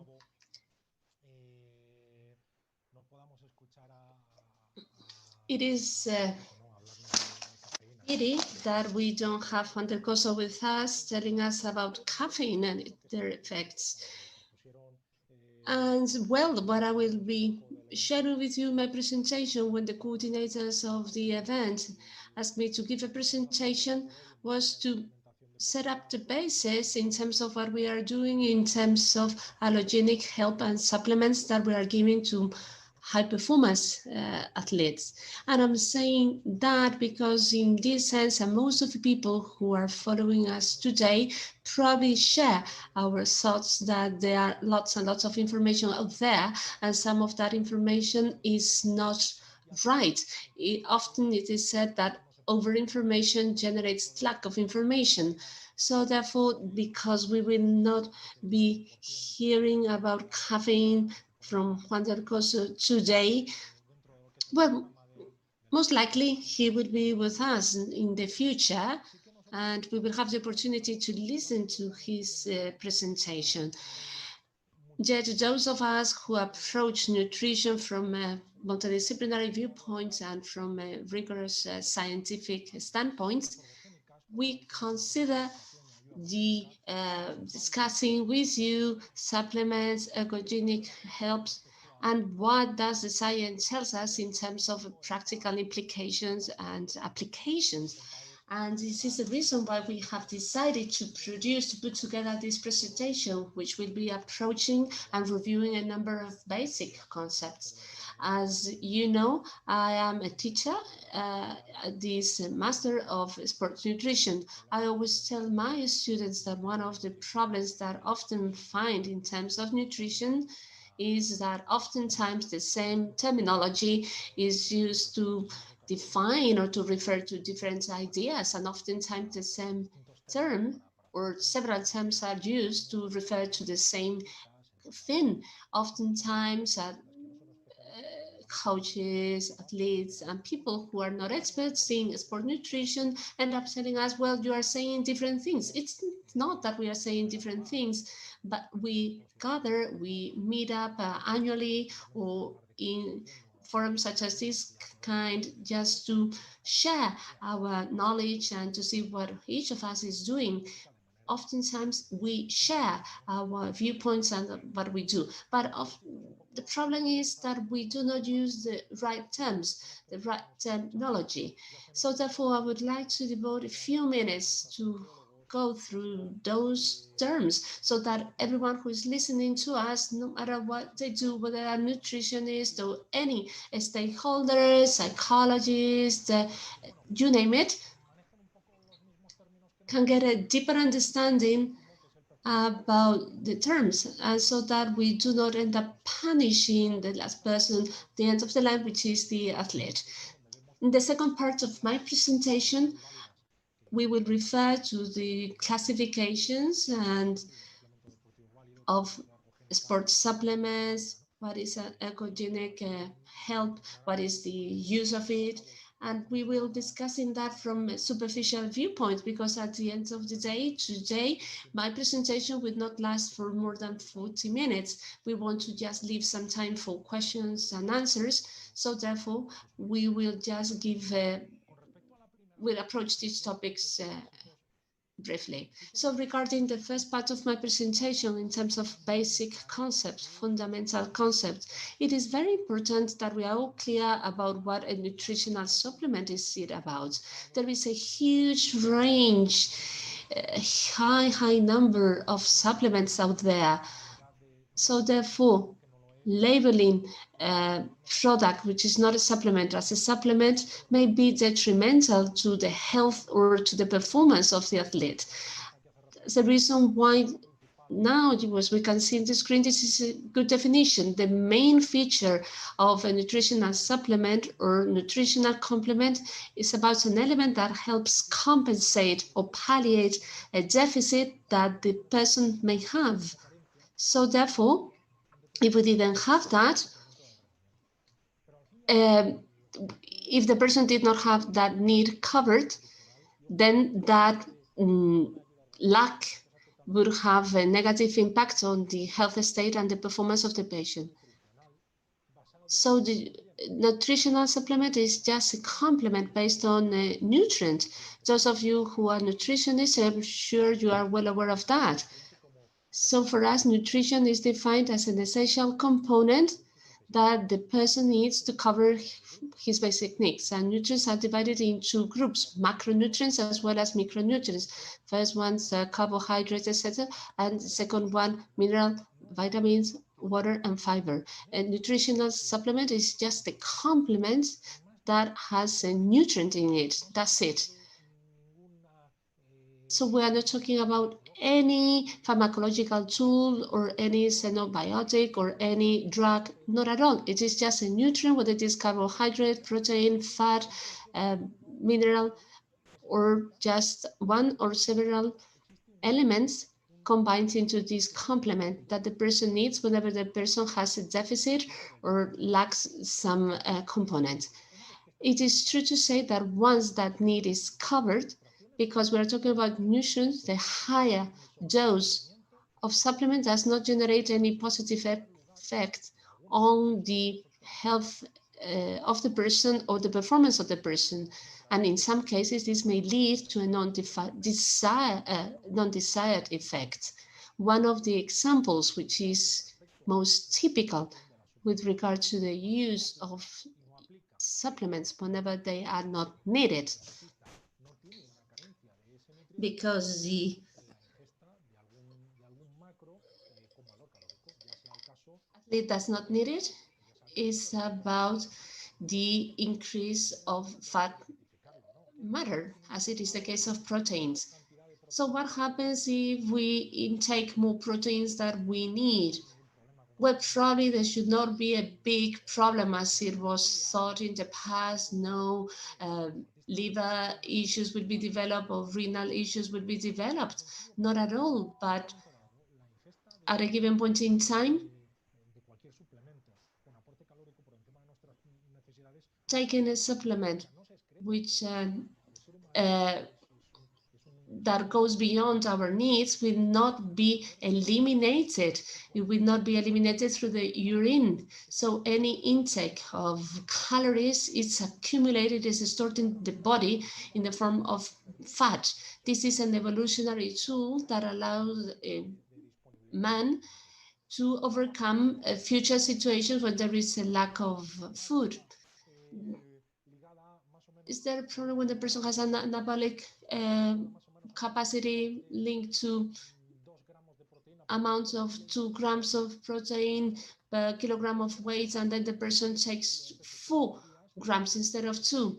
That extra protein, well, if the person is 70 kilograms in weight, we are talking about 140 grams multiplied by 4 kilocalories. At the end of the day, we are talking about 500 extra kilocalories that will have no positive effect on the person, but just the putting on weight in the form of fat, and possibly linked to the negative effect that it may have regarding the performance of the athlete. Regarding health condition of the person regarding minerals and vitamins. Nowadays, there are several tables out there referring to maximum intake.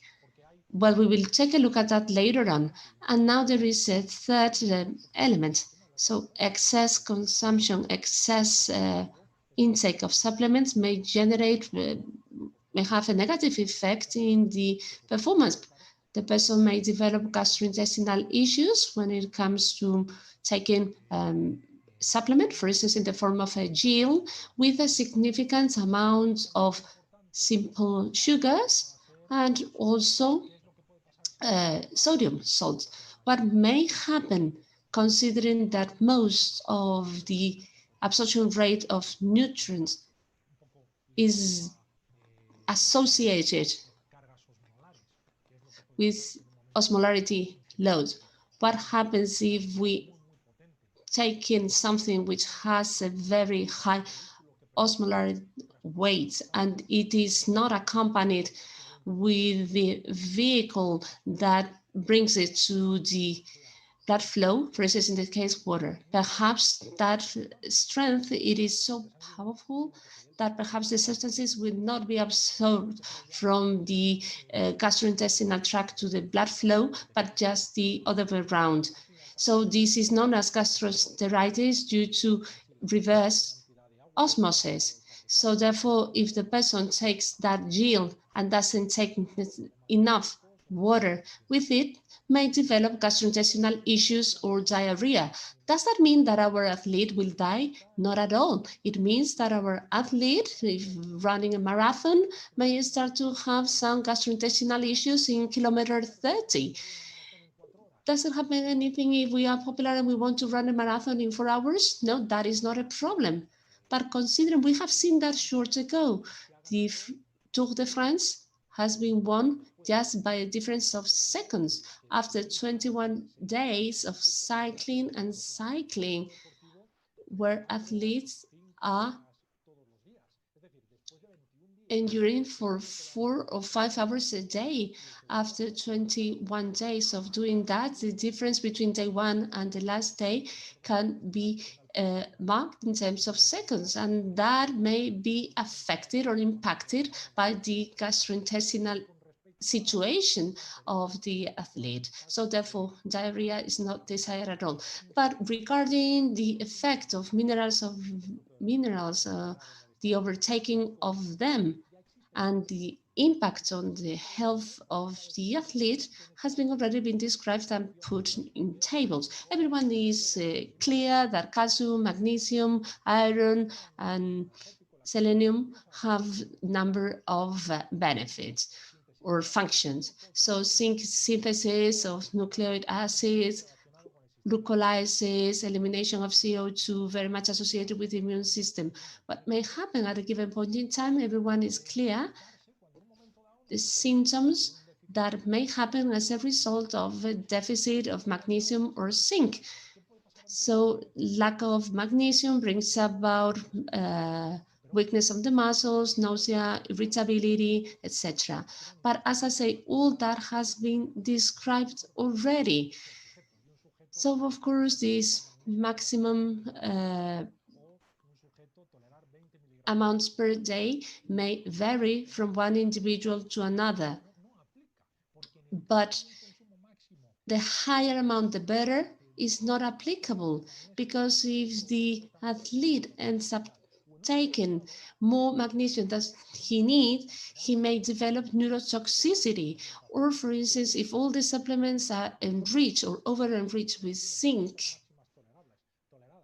and when these tables are not followed, when that amount is over 40 milligrams of zinc, that may bring about a lowering of copper levels that will bring about glucose intolerance. So therefore, this should be taken into account and very much into consideration when it comes to the type of supplement and the amount of them. This is applicable to mineral, but regarding vitamins, those that are soluble in water, A, E, B, D, and K, that are not eliminated through urine, may cause hypercalcemia, bleeding, liver toxicity, as it is the case of vitamin A. And then in the case of those vitamins that have been considered to be harmless up until now, for instance, vitamin C, we all know that when there is a lack of vitamin C, the athlete is fatigued, has loss of appetite, and there is a number of others that have mentioned that intaking more than 2,000 milligrams of vitamin C per day doesn't really make any sense, or not even that. That may cause osmotic diarrhea or GI issues. Will our athlete die of overtaking vitamin C? Not at all. But if that athlete loses Tour de France or any other important competition just because he has not been comfortable for 30 or 40 minutes because he overtook vitamin C, that in high performance mark the difference between finishing first or finishing second. So therefore, that could have a very negative ultimate effect. This is much different from what we refer to ergogenesis effect. Well, ego comes from Greek, that means strength, energy, and genesis means the creation of something new. So therefore, ergogenic health, it is an element that has a positive effect on the performance and does not generate any health issue. That is an ergogenic health. With that, we mean that nutritional supplement, it is just a format that helps consumption of nutrients. Nutrients are components that the body needs, and then when the person has enough nutrients, overtaking nutrients does not have any positive effect or may have negative effect. This is an element that is taken whenever the person cannot have or the food that takes does not cover for the needs. So the higher rates of availability of nutrients via availability of some nutrients is generated in the original format. One of the huge capacities of Asker is that he's able to show that very clearly. So there is an infogram where he clearly explains what I'm saying. Most of the athletes base their diet on sports supplements and not paying attention to base diet, whereas nowadays all the agreements associated to sport nutrition, not only based on literature, but based on conclusions reached by the committees of experts, tell us that athletes should base their nutritional strategy on the base diet and to take that into consideration together with the training. And then if the basic diet does not cover for the nutritional needs of the athlete, then he should take supplements. It is not because I'm saying it or because Asker is saying that. The International Committee of Sports insists on that supplements are just nutrients that are needed whenever the basic diet cannot cover for the needs of the athlete. The different thing are the ergogenic helps that without generating any health issue may have a positive effect on the performance. The problem that we have nowadays, and this is the reflection that I want to share with you, is that there are very many reasons that help us attribute some properties to a number of elements that this is not based on reality. And actually, perhaps we could summarize some of them in 4 of them. And this is where the professionals, whether of the world of nutrition or training, or even athletes, should be careful about this and should not be driven by these trends. because it is, well, this may have a detrimental effect on their performance. Oftentimes, the references of the physiological effects of these compounds are diffuse, meaning that they are not based on any scientific evidence. And when there is no strong base, robust scientific base, at the end of the day, it is very important that when it comes to nutritional management, it's very important that we just leave it up to professionals of nutrition, in Spain, nutritionists, or those with a diploma or knowledge in nutrition, because they have the required knowledge for them to assess if what we are doing or saying is right or not. If I take my car to the workshop and then the mechanic tells me that the repair is 300 or 400 euros, at the end of the day, because I know nothing about mechanics, I need to believe what he's telling me because I cannot really assess it. This is what happens in nutrition. Scientific literature is difficult to interpret. And for scientific research to be labeled as rigorous or valid needs to comply a number of requirements we will be looking at and criteria. Oftentimes, most of the publications out there nowadays do not comply with those criteria. So at the end of the day, those who validate the helpfulness of a supplement or an ergogenic help is not a professional, but someone else. And therefore, these people are not in a position to assess that. Secondly, comments of celebrities. No matter how much Daniel Escaño Martin, who is a sport nutritionist, may say this or that, this works, this doesn't work. Nowadays, if famous athlete says this, that takes this or that increases sales, because it is often thought that whatever works for one person works for everyone. And often it's also thought that the success of a person or the performance of a person lies on the supplement that this person may take, which is completely far away from truth.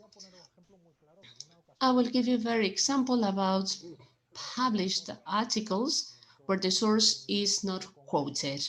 I'll give you an example. Once a colleague at a conference did something which was surprising to me.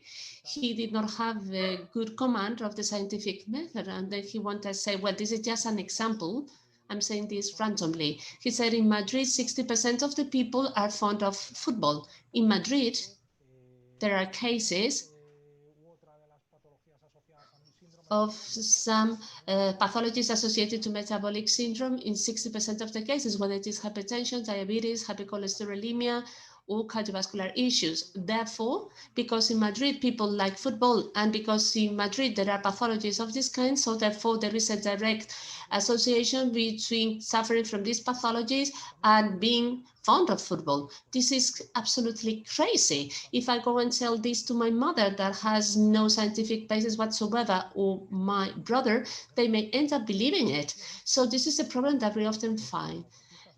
Nowadays, dissemination with the internet and the like, all these sources of information may misinterpret information or misquote information. So our recommendation is to go to the sources. If you don't have the time to visit the sources, the original article that is most likely to say something different, please consult with a professional. And then also important advertising of those research that may detect beneficial effect but never negative effect. If I am the manufacturer of a product and I want to say that my product increases the performance, and then I design a study to prove that. Have you ever thought that if I am a manufacturer and I make a research and then the output is negative, of course, I will not be publishing it. Most of the trademarks or manufacturers that have made this type of research only publish, in most of the cases, those research studies that prove to be positive for the product. Well, we need to take that into account. So now we really need to discriminate what makes a good scientific study. What are the criteria that it is to fulfill? So first of all, the population should be suitable and the right one in terms of gender and in terms of training. Oftentimes, nutritional supplements have been tested with groups of population that have nothing to do with that. So the circadian circles, hormonal cycles and hormones modifies the response to the intake of calcium, iron, or even carbohydrates.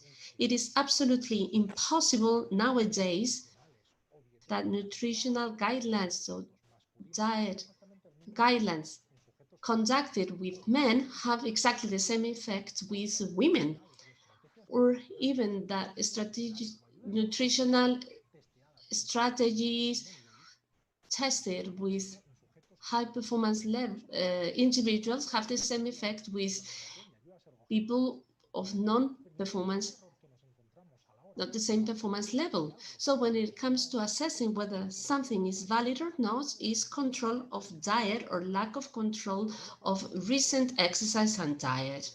I'd like to give you another example. Well, some of you may have heard these in my lectures. So once we had a sales representative with us, he said that they have carried out a rigorous scientific study, and then they did performance tests before and after taking the supplement. And it has been observed that in 90% of the cases, in taking that supplement of the vitamin has increased the performance. We are talking about a vitamin supplement and not an ergogenic help.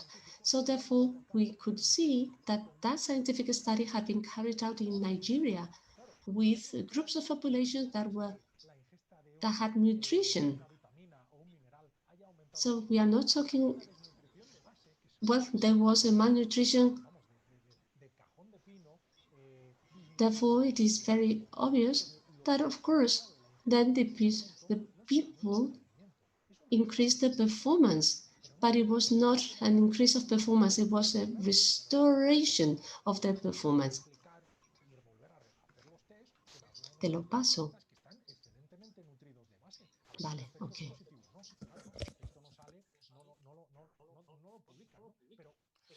Of course, if they don't get the desired effect, they don't publish the results, which is one of the main problems we're often faced with. How many athletes that we used to work with at first ended up hiring a nutritionist to make sure that the diet was spot on, and those who didn't, considering the percentage of athletes who have a nutritionist is relatively small, how many of those who didn't have an adequate diet?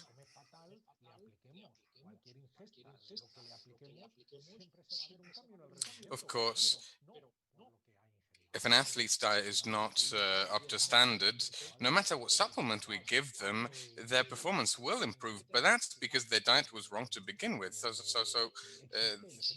that's an easy improvement to make. And also, you have to consider that there is such a thing as a placebo effect in science.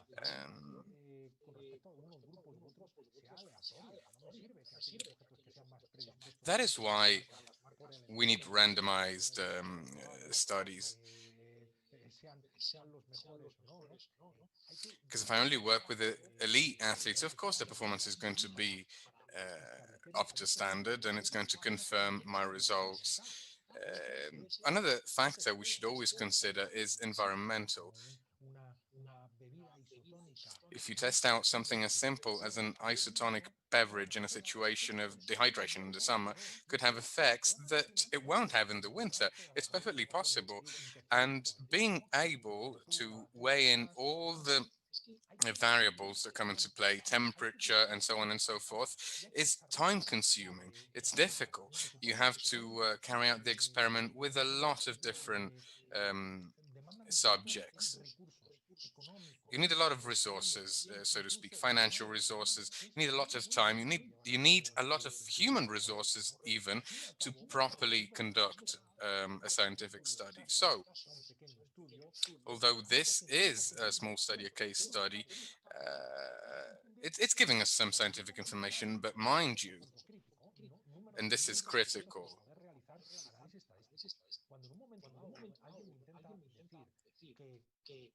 if somebody tries to convince me that a given supplement or ergogenic supplement is helpful and they conducted their study with 14 people, well, that makes me laugh, quite frankly. Because Spain, for example, has 40 million people, right? 14 people is nothing. And the circumstances these subjects worked in, the circumstances that were experimented on in the study are different to the circumstances an Andalusian, Kiwi, a New Zealander, an American person, a British person will live in when they take the supplements. You can't just work out an average value based on one study you conducted on 14 people. You need statistically significant information, which means an adequate number of subjects, which is something that is often not complied with in studies. It's so complex to state that a supplement is valid or not. So generally speaking, what we do is we trust international institutes, international authorities.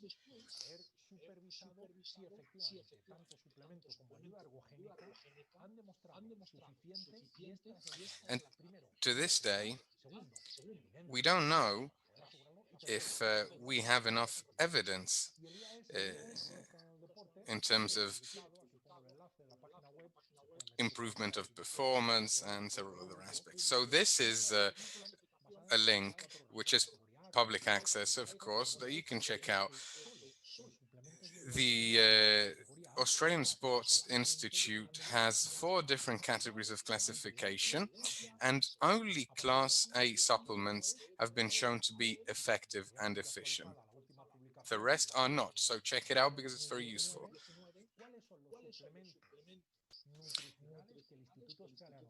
In this overview, you have a breakdown of Class A nutritional supplements as listed by the Australian Institute. And they also make a distinction between sports supplements and medical, sports foods and medical supplements. Sports foods are specialized products used to provide a source of nutrients when it is impractical to consume everyday foods. That's the definition, and they have several different examples of categories that respond to this definition: sport drinks, sport gels, sports confectionery, sports bar, electrolyte supplements,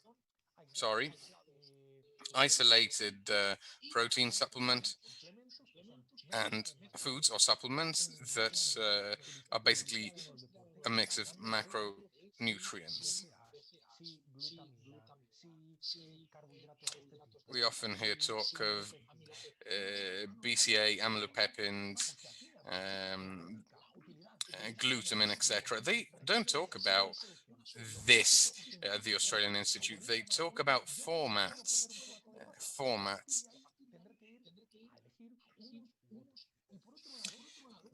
That's what you need. If you can't eat, some pasta before training, which would be great, a great source of carbohydrates, then you can go to supplements, to sports foods. But they also have another category, medical supplements. That is, supplements used to prevent or treat clinical issues. And in this case, these supplements need to be used with advice from a physician and nutrition practitioner. These include iron, calcium, multivitamin supplements, vitamin D, probiotics. aside from that, the rest that you can find on the market is nothing but nutrition mixes, water, fiber, carbohydrates, protein, etc., with different flavors in different formats, etc. There are lots of sources of carbohydrates, though.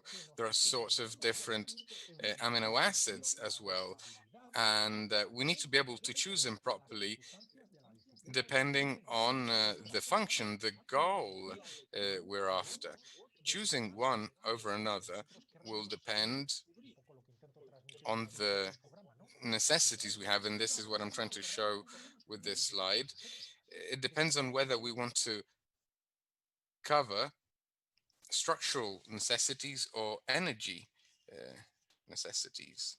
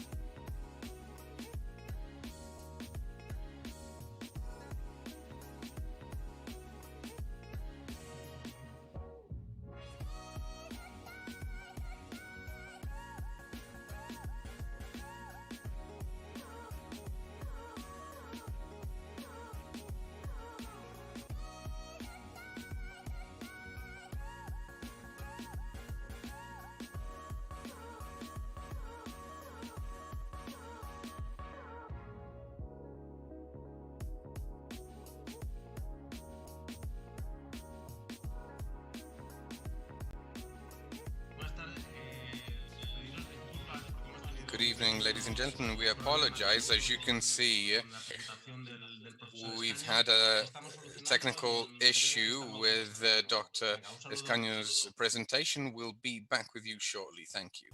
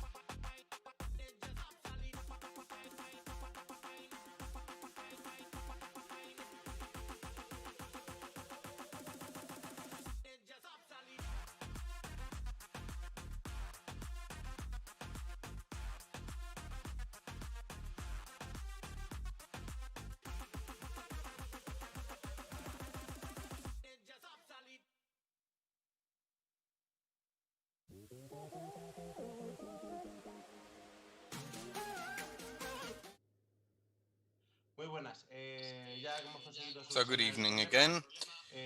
We've solved the problem. I'd like to thank Dr. Escaño for coming back to talk to us. Please carry on. Yes, so as I was saying, eventually we will choose what supplement we use depending on our structural needs or our energy-related necessities. So just to give you an example, as you can see on screen, in a typical session of strength training,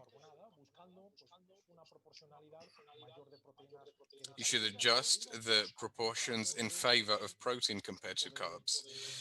On the other hand, in competition training or series training, you need more carbs than protein.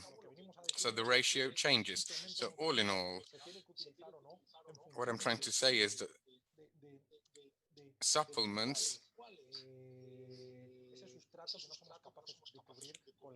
should be used to cover those needs that we're not able to meet in our regular diet.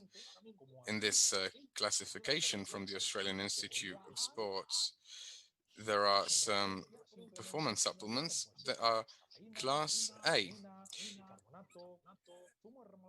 and they're derivatives of these products: caffeine, bistana, bicarbonate, beetroot juice and nitrate, creatine and glycerol. And some documents agree, even from the International Olympic Committee, that there are a few other substances that could also belong in this category. But apart from all of these, apart from these ergogenic supplements, the rest of substances you can acquire on the market add little to nothing to your performance capacities. The beetroot juice is a Class A supplement because of its nitrate content, according to the Australian Institute. But in some cases, it isn't.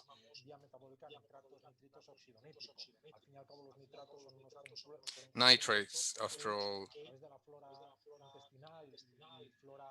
what they do is, through your stomach and mouth bacteria, they're reduced down to nitrates, and they facilitate the flow of nutrients to your muscles. In Europe, however, we have the European Agency of Food Safety, which established that in some countries of the Mediterranean, Spain, Italy, Greece, some analyses were carried out on different vegetables and have been detected that a few of them, on average, had a very high concentration of nitrates. And this agency established, listed out some acceptable daily dosages of nitrates, which in this case would be about 3.7 milligrams per kilogram of weight. So 260 milligrams of nitrates a day for a person who weighs 70 kilograms. It's also been observed that in our water, I live in Spain, for example, the concentration of nitrates is so high that by simply eating 1 kilogram of lettuce, you'd be ingesting 1,324 milligrams of nitrates.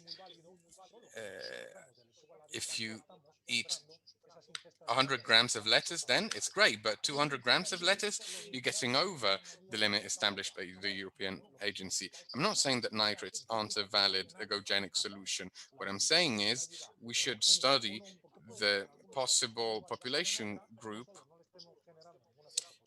that is eligible for taking supplements, because in Spain, quite apparently, we don't necessarily need it, considering we have it in such high concentrations in water. This is what I mean. The International Olympic Committee, after the Rio Olympics, published a consensus report, and this is basically the core of my message. This report said, and it's a public report, that after 3 days of intense deliberation, the group of experts actually stated that diet significantly influences athletic performance, but the use of supplements does not compensate for poor food choices or an inadequate diet.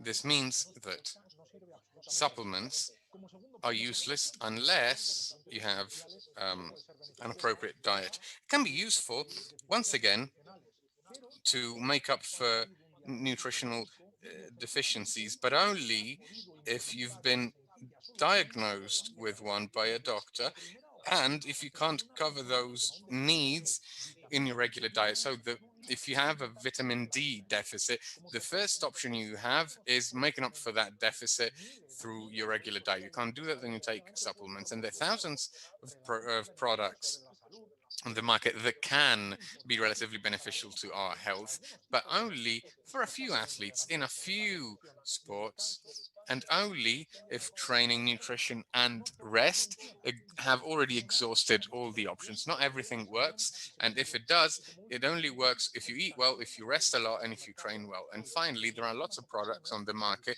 that on a lot of occasions are distributed, stocked irregularly,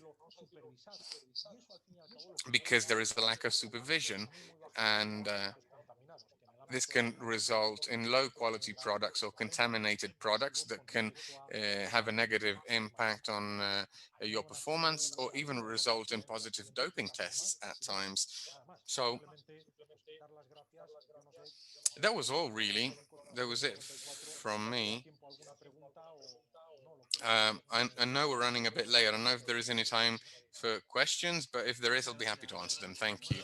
Thank you very much, Daniel. We're going to make the most of these 5 minutes. I have a couple of questions for you. Cesar Baez asks if there are any books or documents out there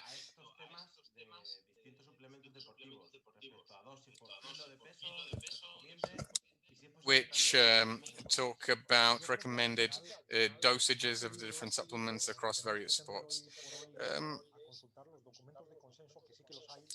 I think your best option would be to have a look at consensus reports, which are often published by such entities as the Olympic Committee. So it's not books, actually. Books are written and they're not updated. I think we should get used to reading scientific documents. Jose Lopez Chicharro once said, if it's not printed on paper, it doesn't exist. And I think he's right. So look at the scientific literature and at consensus reports from important institutions, not books. Jose Sagaray asks, what kind of supplements could be indicated for a teenager who plays football with a view to improving performance in training and in competition? So we should define first what a teenager is and what they mean by competition in this day and age in football. And this is something I've seen firsthand. If we're able to provide adequate nutrition with our diet, you don't need supplements really. There are few concrete cases where that is not possible. You must be allergic to something, for example, but your diet only could meet all of your energetic demands as a footballer. You could drink isotonic beverages for, to replenish your electrolytes, or carb bars during the break, during halftime. But after all, it's only a 90-minute game, and it depends on your position as well. A goalie probably won't need that. And regarding ergogenic supplements, beta-alanine, creatine, caffeine could be valid, should be valid, but we should also look into the athlete's age. It will also depend on your ethical code. There are 15-year-olds who can improve a lot simply by resting properly and eating properly, and they don't need any supplements. Are there any more questions, Germán? Yeah, following on from what you said about your a professional's ethics, Benjamin asks, at what age, starting at what age would you recommend using supplements, and in what doses at first? Well, it depends if you're talking about supplements or ergogenic products. Regarding supplements, up to date, I've found no cases. Is he talking about football? Because I'm talking about football right now. Oh no, in general. Okay. In general, there are some circumstances where you can use supplements, because supplements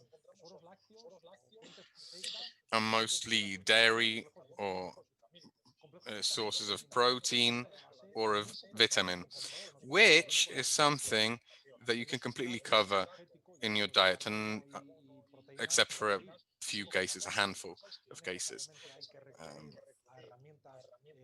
You don't necessarily have to resort to artificial tools, so to speak.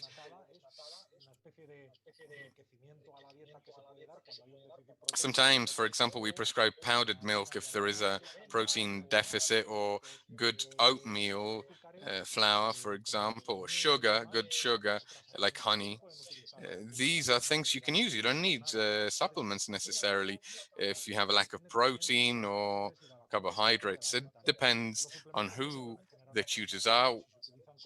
Supplements, if used properly, they will never be harmful to your health. if used properly, and then ergogenic supplements.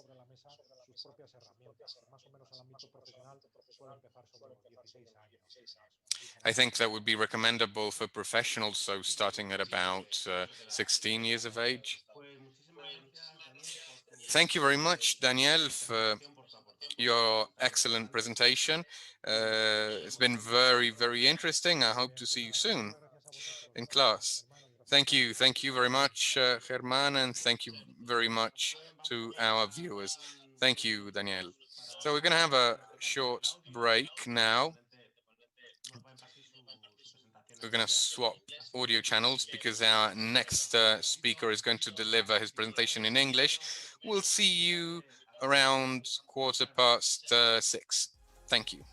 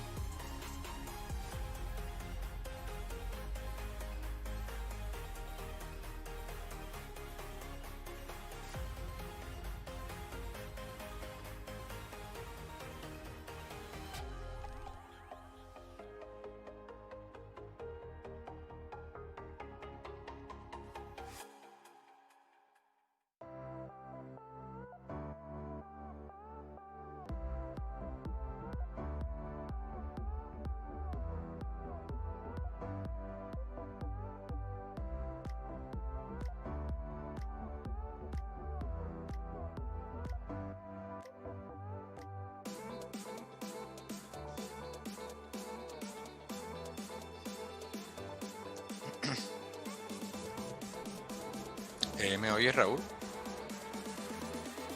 Sí, sí, te escucho. Ok. Solucionado.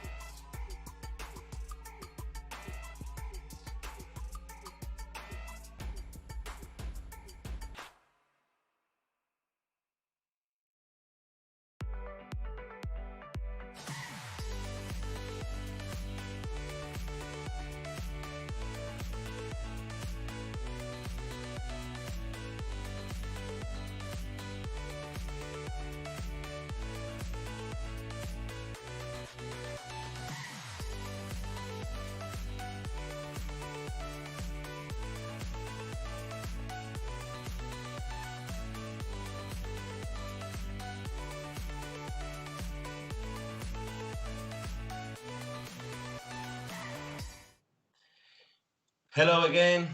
We're here with Professor Brad Schoffen. He is an international leader in strength training. He's member of the NSCA and assistant professor in the Department of Exercise Science at Lehman College in New York City, in the United States. So, Brad, when you want. Gracias. Hello, everyone. Hola a todos mis amigos en España. I'm going to discuss today muscle building across the lifespan. And the gist of this is going to be discussing how the aging process can be, if not completely reversed, certainly it can be attenuated through a proper approach in exercise and nutrition. But I want to cover, the idea will be to cover what happens if you don't exercise properly and adhere to a nutritional protocol, as well as what can happen if you do. So there's a condition called sarcopenia. I'm sure many, if not most of you, have heard of this, but basically it's the age-related loss of muscle tissue. And the definition really is somewhat expanded, although the dictionary, if you look in the dictionary, it's a loss of muscle from the aging process. It really can be expanded not only to a loss of muscle, but include a loss of functional capacity. And recently, just a few years ago, sarcopenia was classified as a disease that can be billed for, a medical disease. And as you can see in the image in the top right, some of the effects, some of the many effects that sarcopenia has. So loss of muscle, it causes oxidative stress, hormonal alterations, satellite cell dysfunction, changes in microvasculature and mitochondria. So a host of factors that lead to other factors. And to be classified as sarcopenia, again, it is both a loss of muscle as well as functional capacity. And that leads to the definition. So how can it be diagnosed? Well, it's 2 standard deviations. So it's a muscle mass of 2 standard deviations below the healthy adult population. So basically it's at the 95+% of the extreme in loss of, the amount of muscle that one has compared to a healthy individual. And in addition to that, you need to have a slow walking speed. Now, generally speaking, if you're going to be at the 95th plus percentile in muscle loss, you're going to have a diminished functional capacity and a slower walking speed. But that is one of the criteria. You must also be diagnosed with a slower walking speed. And technically, it doesn't necessarily have to follow that there would be a loss of function. So the time course of sarcopenia generally happens when a person gets in their mid to late 30s. So peak muscle mass is found somewhere between the ages of 20 to 40 years old across genders. And thereafter, people tend to lose, people who are sedentary, I should say. So these are largely sedentary individuals who certainly don't do much in the way of physical activity and certainly don't regularly exercise. They lose about 0.5% of their muscle throughout the 4th decade of life. This then starts to exponentially increase. So by the time someone gets into their 50s, on average, it's around 1% or so, and it can accelerate to over 3% after the age of 60 to 70. I don't have a pointer here, unfortunately, but if you can look at the image on the right, you'll see how the range varies. And this largely is a function of lifestyle choices. So some people who are in their older stages can be quite functional and hold on to a lot of muscle mass, whereas many others are in the disability range because they are not sufficiently active and do not pay proper attention to their nutritional regimen. So a key point, sedentary people do show a greater rate of muscle loss than those who are physically active. However, if you're just physically active, so if you're gardening and just doing a lot of walking, etc., while that can somewhat temper the effects of atrophy, it does not have major effects. You still will lose substantial muscle. So the question then becomes, what causes this? How is sarcopenia? What is the mechanistic cause of sarcopenia? And first and foremost, it is both a function of a decreased rate of protein synthesis and an increased rate of protein breakdown. So protein balance will dictate whether you are gaining or losing muscle. What is protein balance? It is the difference between muscle protein synthesis and muscle protein breakdown. So if you are synthesizing more proteins than you're breaking down, you will be gaining muscle. If you are breaking down more proteins than you are synthesizing, you're losing. And if you're in equilibrium, then you are basically staying the same. Now, again, in sarcopenia, as people get older and they remain largely sedentary, they see both a decreased rate of synthesis and an accelerated rate of breakdown. And that accelerates even more, as I said earlier, as one gets into the older and older years, so 60, 70 and above. And thus there is a substantial negative effect on muscle loss, as well as muscle quality, as we'll get into. Now, there's also effects of inflammation, of low-grade systemic inflammation. And this is chronic inflammation. Now, I want to make the distinction that when you resistance train, when you are lifting weights, there is an acute inflammatory response, which actually has been shown to at least correlate with muscle hypertrophy on an acute basis. But the acute increase in inflammatory molecules, substances such as the interleukins, for instance, IL-6, IL-10, IL-15, the time course will rapidly decrease in those substances and thus not have chronic effects. Whereas chronic low-grade inflammation can come often, by the way, fat cells, adipocytes are first and foremost responsible for secreting on a chronic basis these interleukins, as well as other factors that occur in the body. And chronic inflammation has been shown quite compellingly to have negative effects on muscle mass. And it's really interesting. If you look at studies on NSAIDs, non-steroidal anti-inflammatory drugs, and there's some examples here. So Advil, Motrin, Aleve are some of the examples of your non-steroidal anti-inflammatories. They decrease chronic inflammation. And thus in elderly people, they've been shown to actually improve muscle growth in combination with resistance training. Alternatively, in younger individuals who generally don't have chronic inflammation, they are shown to have negative effects on muscle mass and anabolism. And it's thought that the reduction in acute systemic inflammatory markers is responsible there, so that ultimately it comes down to a balancing act. In elderly people, the reduction in chronic inflammation overrides any reductions in acute inflammation, whereas vice versa, since younger individuals don't have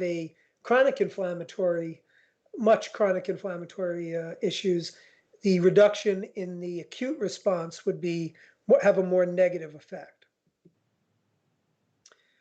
And I think, as most of you know, there are reductions in anabolic hormones that occur over the lifespan. After the age of about 40 or so, which again, not so coincidentally, concur with the age-related loss of muscle, particularly in men, the testosterone levels reduce substantially. And by the age of roughly 70, there's on average around a 50+% reduction in circulating chronic hormonal testosterone hormonal levels. In women, menopause has an even greater effect, negative effect, on estradiol, on estrogen. And estrogen is the female component of testosterone. So estrogen actually has anabolic effects in women. And there is roughly a 10-fold decrease in estradiol levels after menopause in women, and thus has substantial negative effects on their ability to build muscle.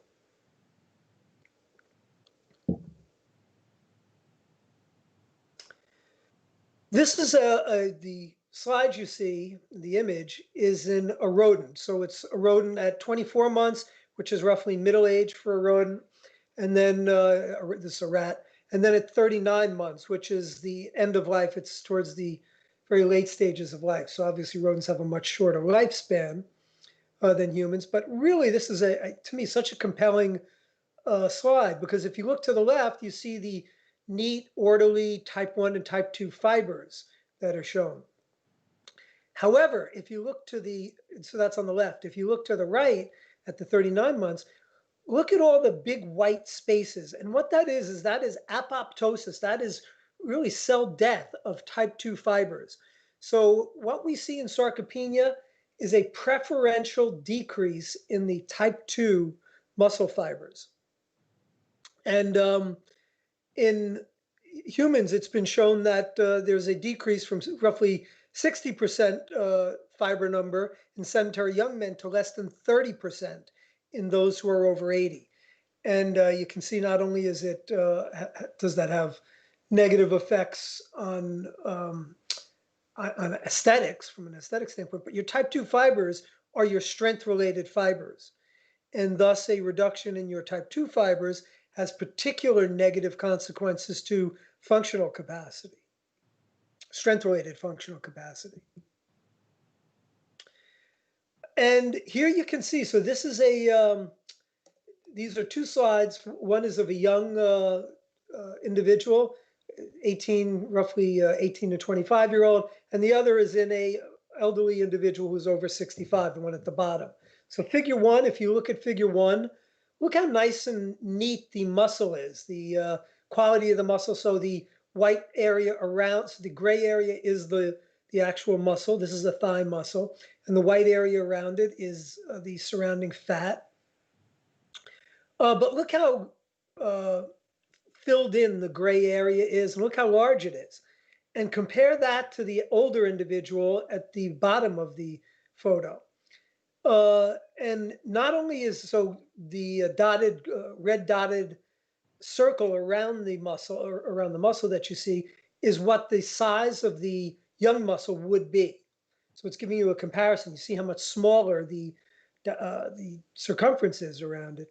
But also look at the quality of the muscle. Look how it's been infiltrated by fat, intramuscular triglycerides. So not only is this a size issue, but it's a qualitative issue. And intramuscular fat is associated with negative effects functionally, as well as from a cardiometabolic risk standpoint. So intramuscular fat has detrimental, negative effects on morbidity and mortality.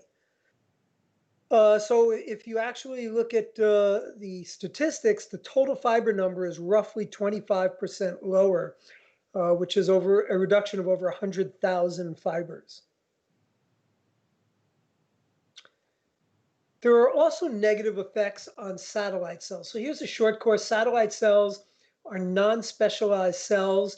They reside at the right at the membrane, the cell membrane. And basically they are quiescent, meaning they're quiet. They're inactive until there is either the two factors that awaken them, if you will, are muscle damage and muscle contraction. So once they are stimulated by one and or the other, they then move into action. And what they do is they, number one, help to repair muscle tissue. They have repair factors that are initiated. They also donate their nuclei. Since muscles are multinucleated cells, and your nuclei are what produce muscle proteins. They're involved in the synthesis of proteins. And by the way, without satellite cells, there is a cap to how much you can grow. But also some interesting new research shows that satellite cells have other positive effects on muscle outside of their ability to donate nuclei. And if you look at the data on satellite cells in the elderly, basically the elderly have a reduced ability to activate satellite cells as well as to proliferate. So satellite cells are basically self-renewing, and proliferation means that they are able to, when the satellite cells are used in repair and structural improvement of the muscle, they have to reset themselves. And without the ability to proliferate, there will be a negative effect on the satellite cell content. And the somewhat interesting thing, but it goes with what I mentioned in the last slide, is that they are specifically the negative effects are more specific to type 2 muscle fibers. So the atrophy of type 2 fibers is mostly associated with the decline in satellite cell content and their ability to activate after being stimulated.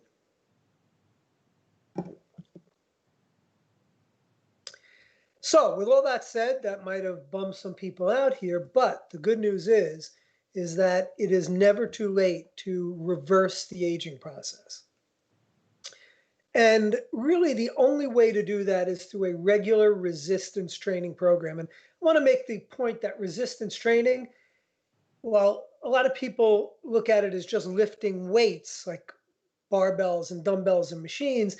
It really can be stretched to any activity that promotes a resistive effect. So body weight can be used to promote resistance training, if you will.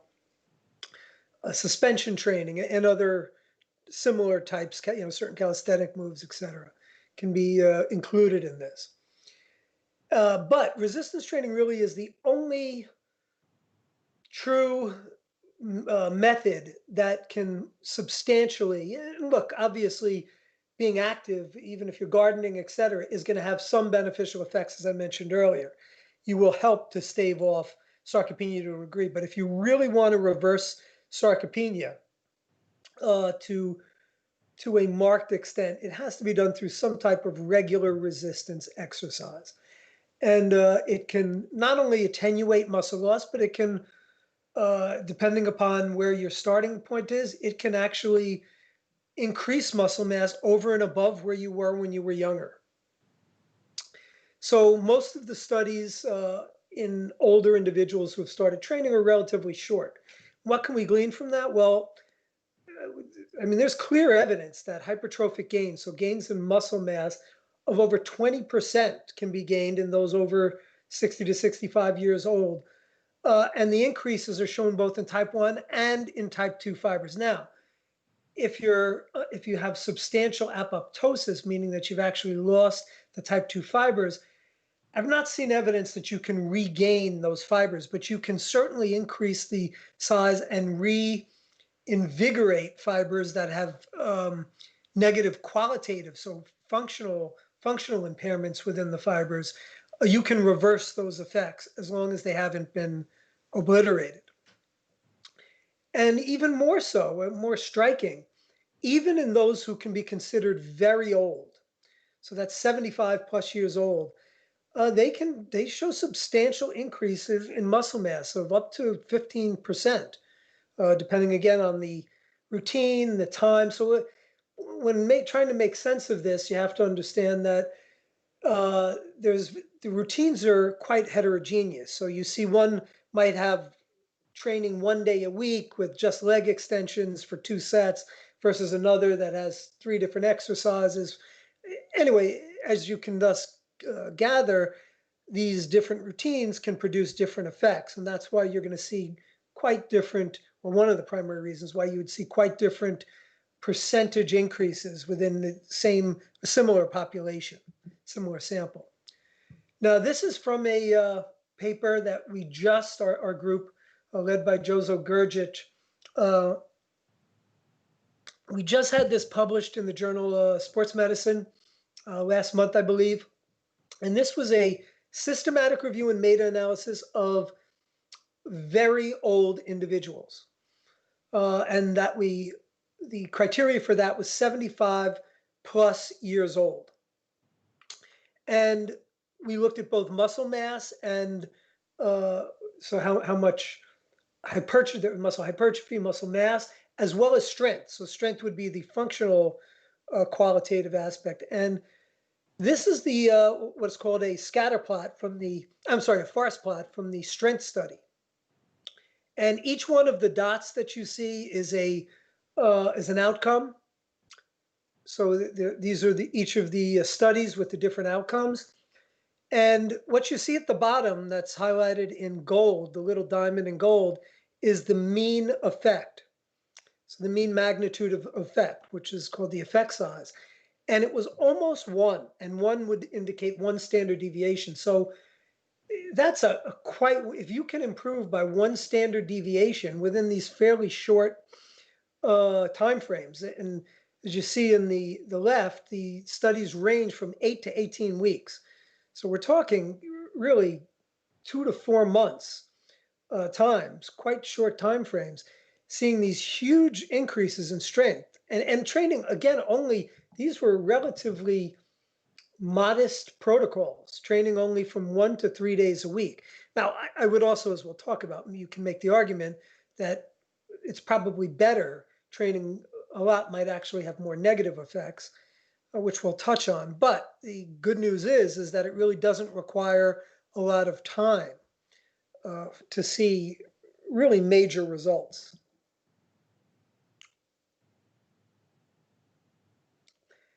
Now, it is certainly true that you're not going to see the same response in older individuals as you do in younger.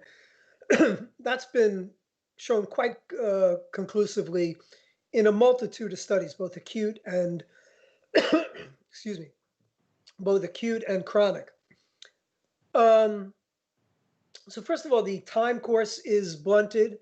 As you can see in the image on the left, this is from a study by Miro and colleagues that occurred several years ago, that was published several years ago. And they basically showed a delayed response to a 21-week training protocol. So, and similarly, a greater percentage of the elderly are deemed non-responders, meaning that they don't show statistically significant gains, which to some extent might mean that they just need more tweaking of their routines. In a research study, they're given a canned routine. It's just one routine. There's no attempt to try to match the routine to the individual. They are matching the individual to the routine. And thus that would be I think at least some evidence to say that, number one, it's not as easy for them to respond, giving more credence to the fact that you have to manipulate the variables to a greater extent. And have use N=1 experimentation. This was an acute study, interesting study that was done by Kumar and colleagues. And basically they looked at the response to various loading intensities.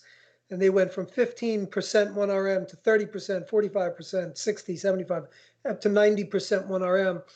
And as you can see in the graph on the right, the top line that you see in the line graph is the young individuals. The bottom line is the older individuals. And the older individuals had reductions in muscle protein synthesis and in a marker of intracellular signaling, which is P70S6K,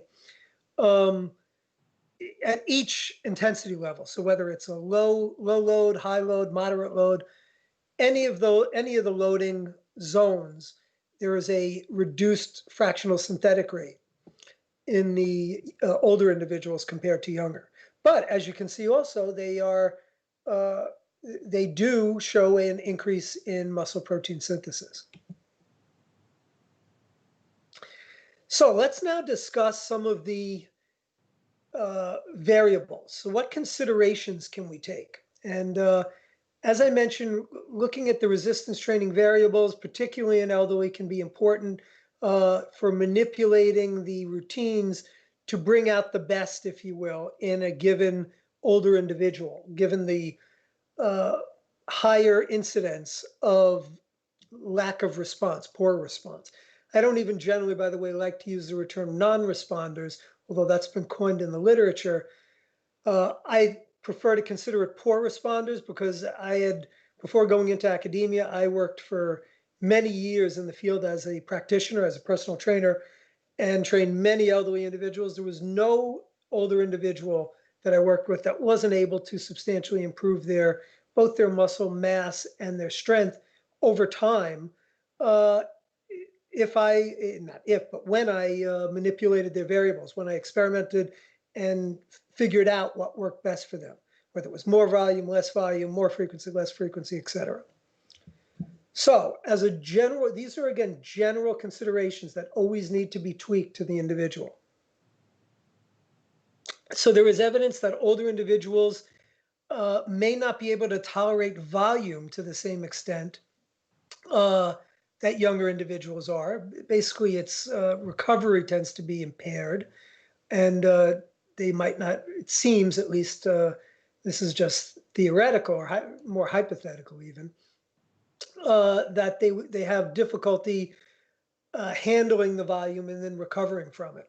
But the interesting factor is that once they achieve a certain level of muscularity, when the volume is cut, they tend to lose muscle to a greater extent than younger individuals. So younger individuals are able to maintain their muscle mass with less volume, where older individuals seem to need the higher volumes to maintain their muscle. And the take home thus would be to avoid higher volume programs. And of course, that's somewhat ambiguous. You might ask, what does high volume mean? And there really is no definition to it. You can look at some general guidelines, let's say of 10 sets per muscle per week, but most of that has been looked at in younger individuals, and you can make a case that that in itself might be too high a starting point. And thus, again, experimentation needs to be used.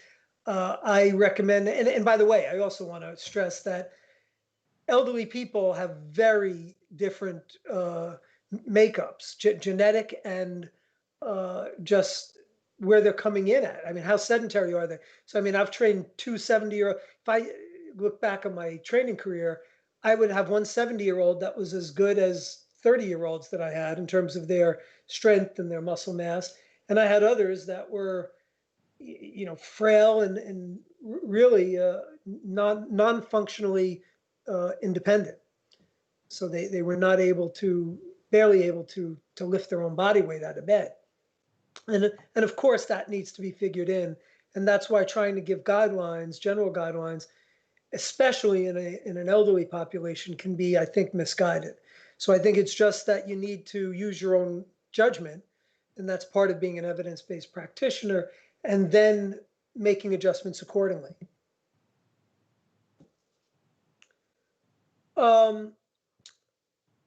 Research from our lab and others, there's just now been a wealth of compelling evidence on this, that light loads can build muscle roughly to a very similar extent as heavy loads. And then we're talking light loads of 30 to 40 repetitions, provided that training is carried out with a high level of effort, so close to muscle failure. And why is this important? Well, it's particularly important for elderly because a much higher percentage of older individuals suffer from joint-related issues, osteoarthritis, etc. And thus, using a lighter load allows for a reduced stress on the joints. And interestingly, there's a recent study that came out. This study just came out a couple months ago, and it showed that actually, this was a systematic review, meta-analysis. It showed that the hypertrophy of the type 2 muscle fibers actually had negative effects from, when I say negative effects, that you got greater effects from lower load training, that the higher loads seem to have more negative effects. And perhaps, again, somewhat, I'm not going to take this full on at this point. I think there's more research that needs to be done, but it could be that the stress on the joints might be a confounding factor here. So as far as frequency, which can be considered how many times a week a muscle that you train, and also how many times a week a muscle is trained. So both of those are factors within the frequency. But I think what's most important here from a older standpoint is the effects on total sessions per week because of the systemic effect on the neuromuscular system.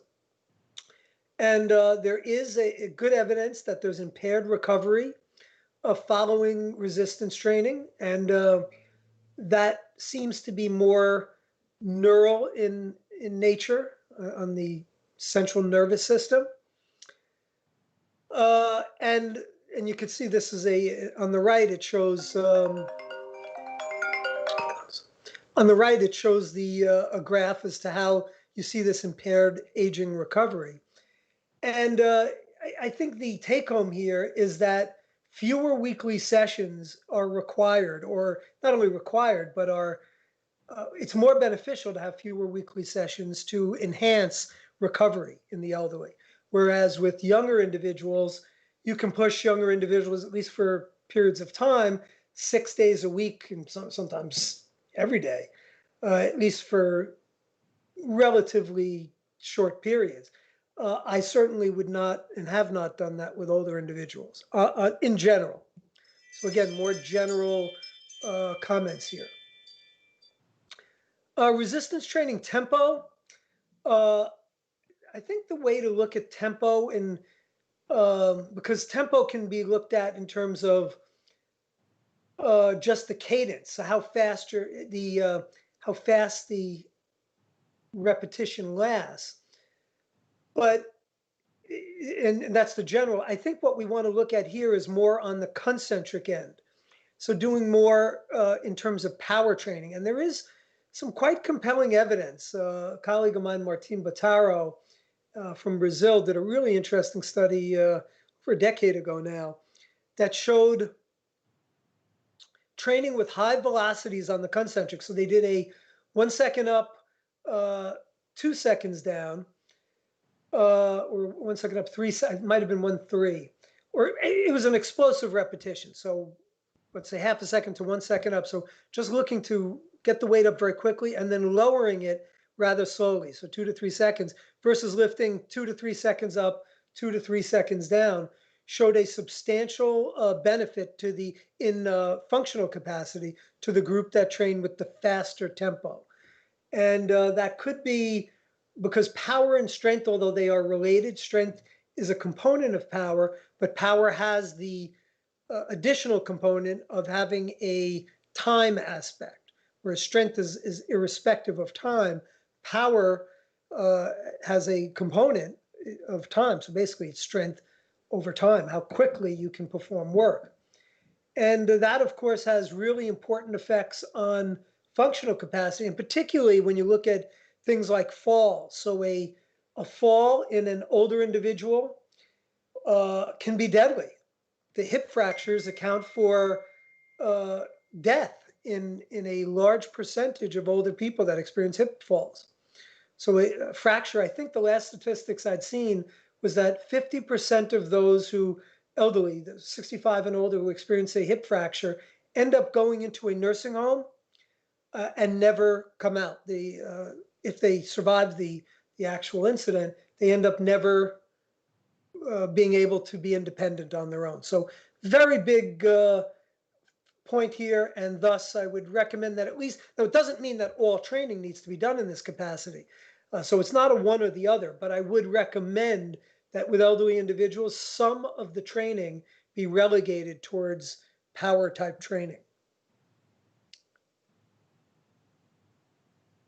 And I'd be remiss if I didn't talk about the nutritional aspects.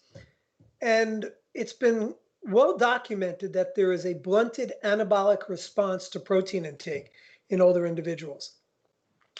This is the graph you see to the right is a recent study from Luc van Loon's lab, who's done some really terrific work in this area. And they gave elderly individuals graded doses of either a placebo, 15 grams protein, 30 grams protein, 45 grams protein after resistance training. And as you can see, there is a dose-response relationship here in whole body net protein balance.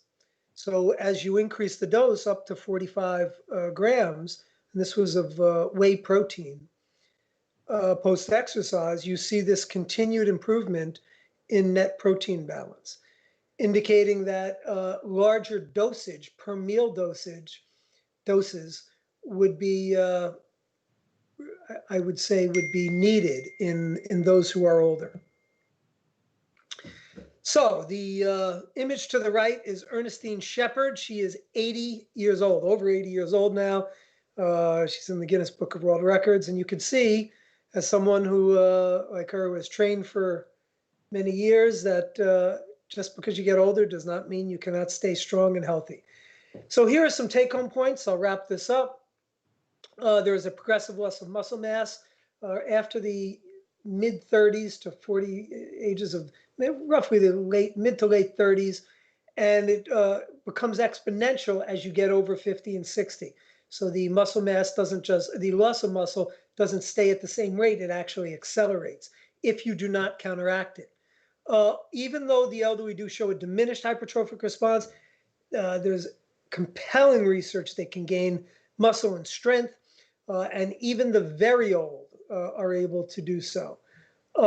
There is an impaired recovery in elderly, so frequency generally needs to be lower, the number of sessions per week, than a younger individual. They also might not be able to tolerate volumes as high, but they are more susceptible to losing muscle mass, losing gains acquired, if volume is reduced. So maintaining volume at a somewhat modest level would generally be the strategy that would be best employed. Light loads should be employed, or certainly can be. Now, can you use heavier loads? Again, this would be somewhat specific to the individual. There certainly is good evidence that strength is maximized through heavier loads, but you still can get very strong using light loads.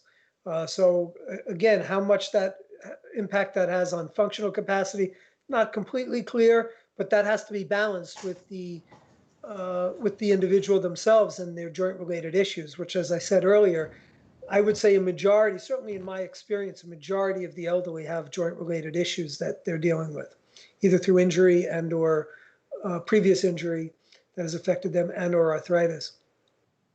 Inclusion of higher velocity, so power type training, can enhance functional capacity, irrespective of its effects on muscle hypertrophy. And finally, having higher doses of protein, somewhere in that 35, 40 gram per meal range, certainly post-exercise after resistance training, would seem to be needed. And by the way, I'd also add that a lot of times elderly have difficulty getting enough protein in, and thus it might require some type of protein supplementation. Certainly it's not needed, but if there's a reduced ability, because older individuals have impairments to taste buds, so a lot of times they have trouble getting food down. So liquid protein, even within shakes, etc., that make smoothies, sometimes can be beneficial. So I will end it there, and I do, just a plug to my new book, does have a entire chapter, or at least part of an entire chapter that discusses the effects of muscle loss and strength training on elderly. So I'll open it up to any questions that anyone might have. I think I have some time, guys. Do I have any time? Yeah, we have time. I have some questions for you.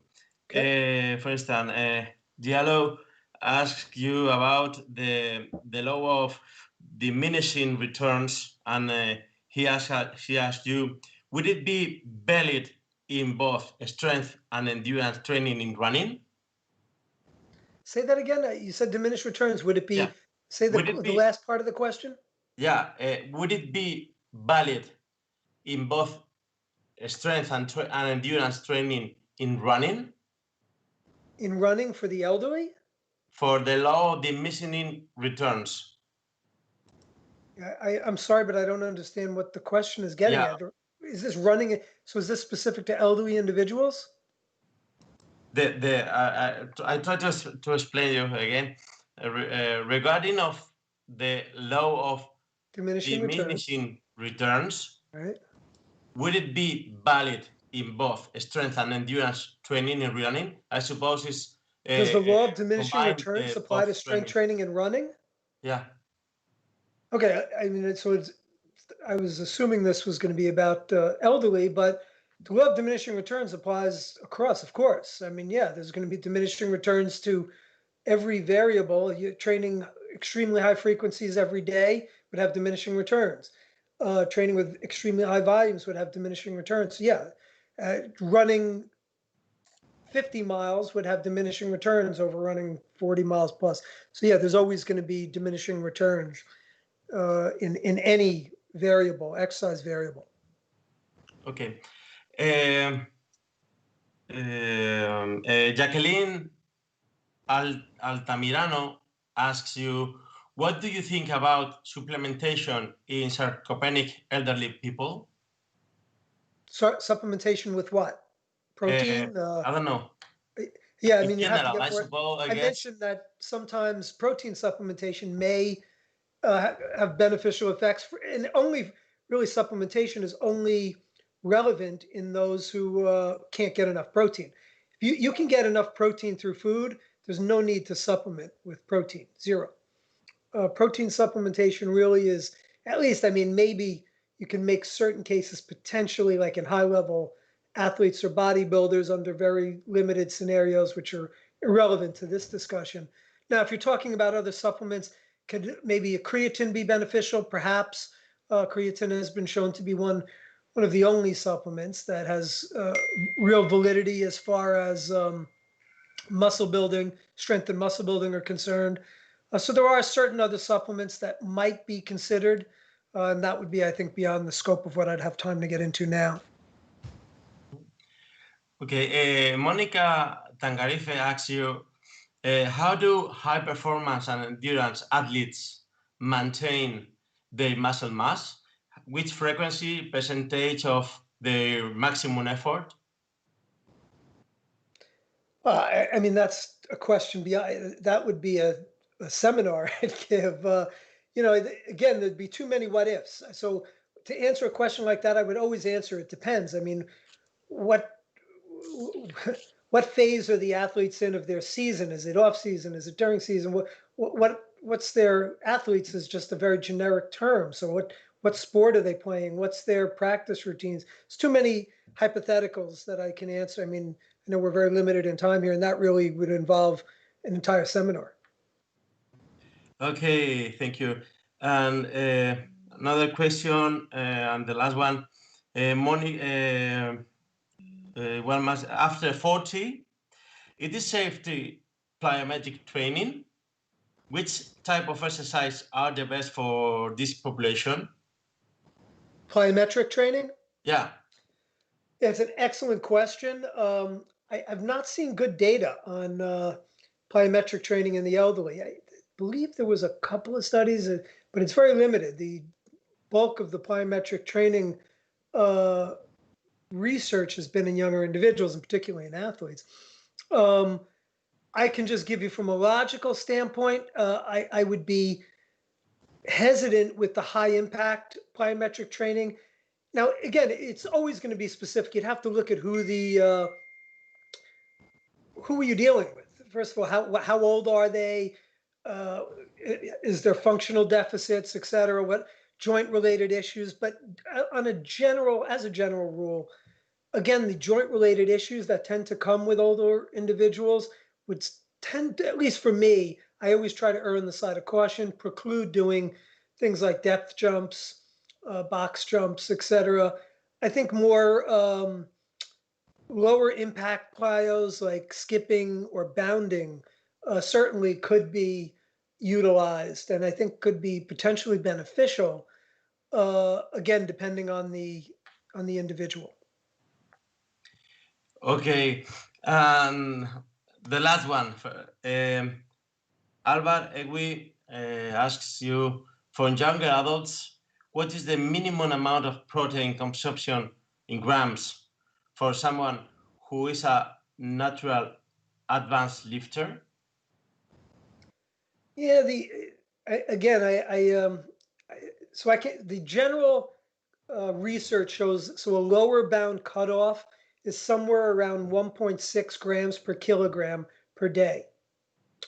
There's going to be variances in that depending upon what you're doing, the potentially volume of training and exercise, somewhat genetics. I would give a more, I think it's better to give somewhat of a range rather than saying what's the hard minimum.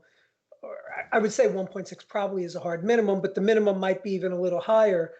So somewhere between 1.6 to 2.2 grams per kilogram per day would be my general recommendation. And then, of course, other things, so genetics are going to enter into it, your nutritional status overall, so energy intake, are you in a deficit versus a surplus? There'll be other factors that would mitigate my recommendations in that respect. But somewhere, I think the range of 1.6 to 2.2 grams per kilogram per day would be a good general range. Okay, thank you very much. Thank you for your answer, Dr. Brad Schoenfeld. It was a pleasure to hear you, and see you soon. Hope. My pleasure. Ciao. Ciao. Now, in a few minutes, we're back with Dr. Jose Lopez Chicharro. So see you soon.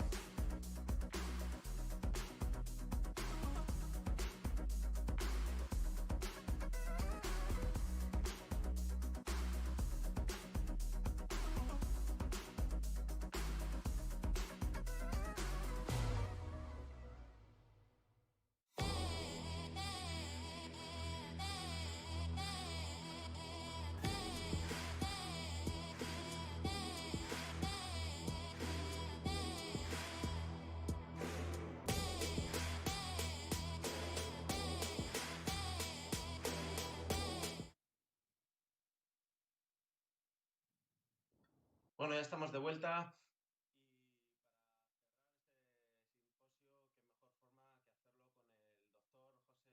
Good evening. Welcome to this chat with Dr. José López Chicharro. He's a professor of physiology of exercise at the University, Polytechnic University of Madrid. He's an international expert on sports medicine. Jose, anytime now, over to you. Thank you very much. Good evening, everyone. Thank you for the invitation to take part in this symposium. It's a pleasure, and it's also a huge responsibility to be sharing this space with such important experts, international experts.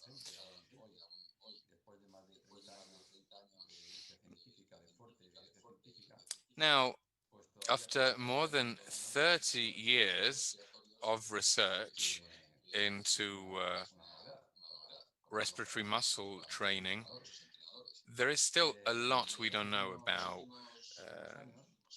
this system, or at least coaches don't seem to know a lot about this.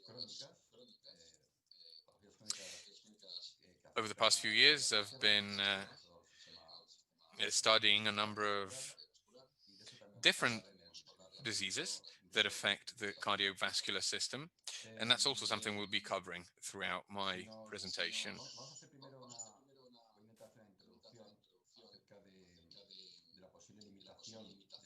So first off, I'd like to talk about the possible limitation of the respiratory system in connection with performance.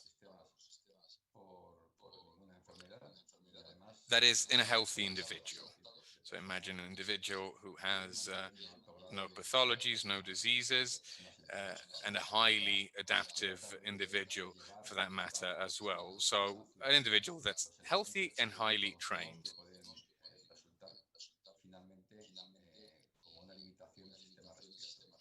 There are some intrinsic limitations in the respiratory system, even for these people, and I'll be talking about them in the first part of my presentation. In the second part of my presentation, I'll be talking about some studies, revisions, and meta-analyses that over the past 20 years have clearly shown that for a lot of people who want to achieve high performances, training your respiratory muscles can lead to better results. And also I'll be talking about how this type of training can improve the quality of life of those who are struggling with respiratory diseases.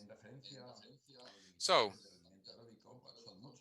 regarding the limitations of aerobic training, I have to say there are quite a few of them, but physiologically speaking, it all boils down to the larger systems of our body, which we're all familiar with. It's all about a body's capacity to carry oxygen out of the environment and into our skeletal muscle cells. Skeletal muscle cells are tasked with converting this energy into kinetic mechanic energy. So it all starts with the lungs, the pulmonary system, because this system is tasked with carrying oxygen from the environment to the bloodstream. Oxygen can be carried through the bloodstream to the heart. The heart is a pump, as you know, and blood is pumped out of it into the peripheral system. By doing that, we create a so-called circulation system, and eventually this oxygenated blood reaches muscle cells, the mitochondria. It activates oxidative metabolism, and as a result, our muscles have enough energy to increase internal tension and apply force.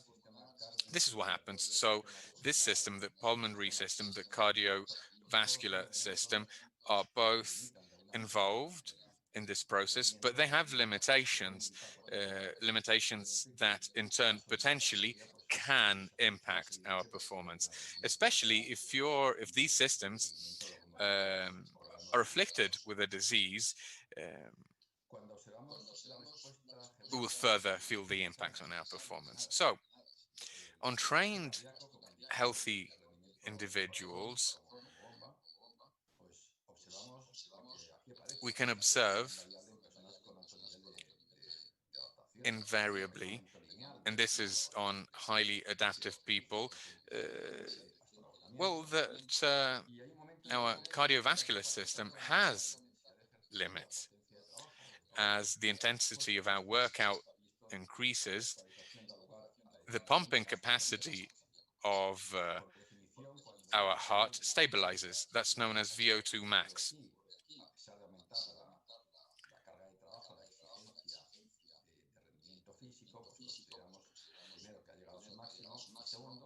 So when this happens, our heart's pump capacity has reached an optimal, a maximum level, and at that point it stabilizes. When it comes to pulmonary ventilation,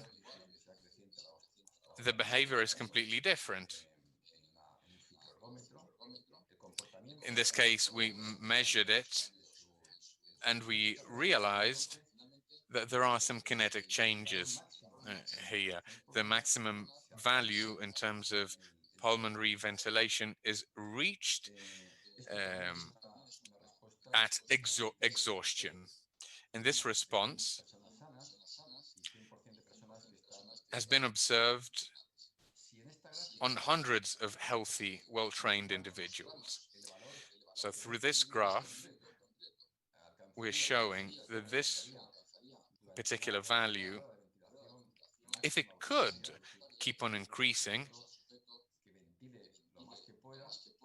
if we asked the individual to ventilate as much as possible, it would reach higher levels.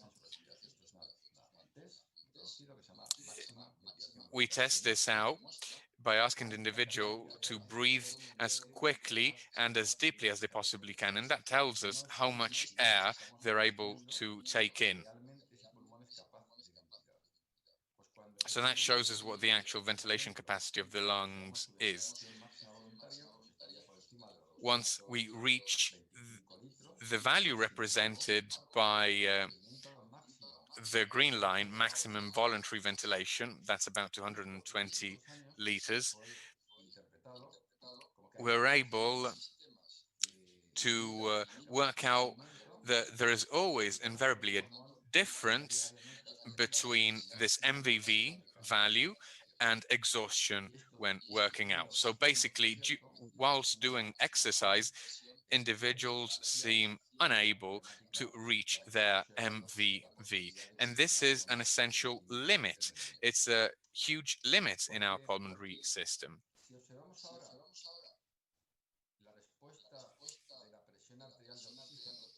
Let's have a look now at the response of PaO2, arterial pressure.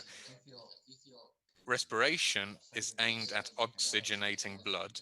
If during exercise our blood is not sufficiently oxygenated, well, that's down to the pulmonary system. It's down to the respiration system, to our lungs, basically. So when we train at high intensity for 5 minutes, their arterial pressure goes to 105, which is the value at rest, to 68. That's hypoxia. When that happens, our pulmonary system is basically not serving its primary purpose, which is oxygenating blood. I'm sure you all know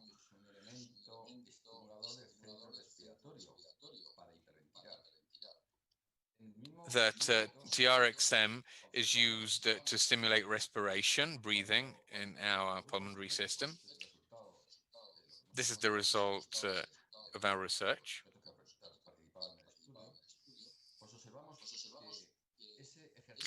We were able to observe that 5-minute exercise at maximum intensity entailed a pH decrease, and our CO2 pulmonary arterial pressure also went down. It went from a physiological value of 36 approximately to a little over 38. When we hyperventilate at rest, arterial pressure, CO2 arterial pressure, goes down. That's what happens when we hyperventilate, because we're trying to eliminate CO2, and it generally goes down to 25 in that context. So when we're doing exercise at maximum intensity for 5 minutes, that's a powerful stimulus. Why does that induce hypoxia? And why was this group of individuals unable to hyperventilate to trigger a proper response to hypoxia?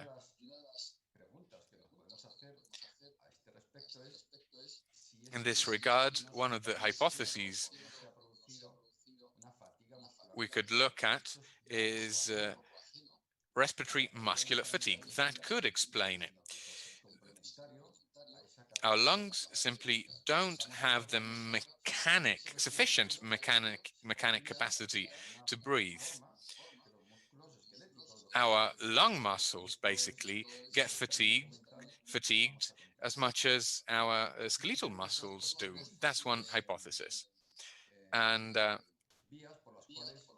we have two different pathways, two possible explanations as to why respiration can represent a limitation.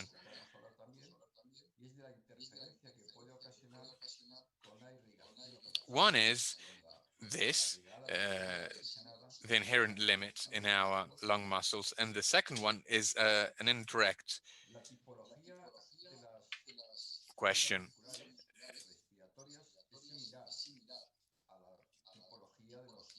The fiber of lung muscles is similar to locomotor muscles.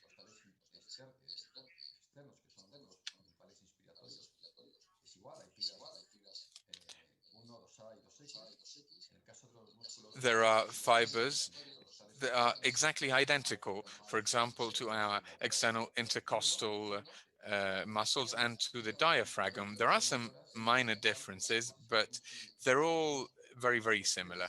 The main fiber is identical to skeletal muscles, and as a result, it should provide an adaptive response to stress.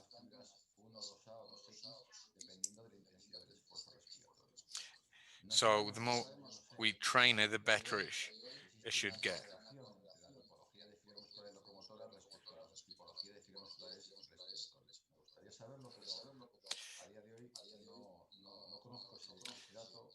Now, there are some data we currently do not have.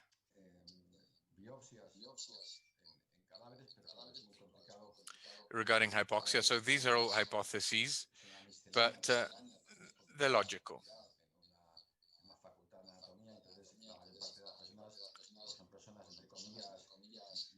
The vast majority of our subjects, by the way, are regular people. They're healthy,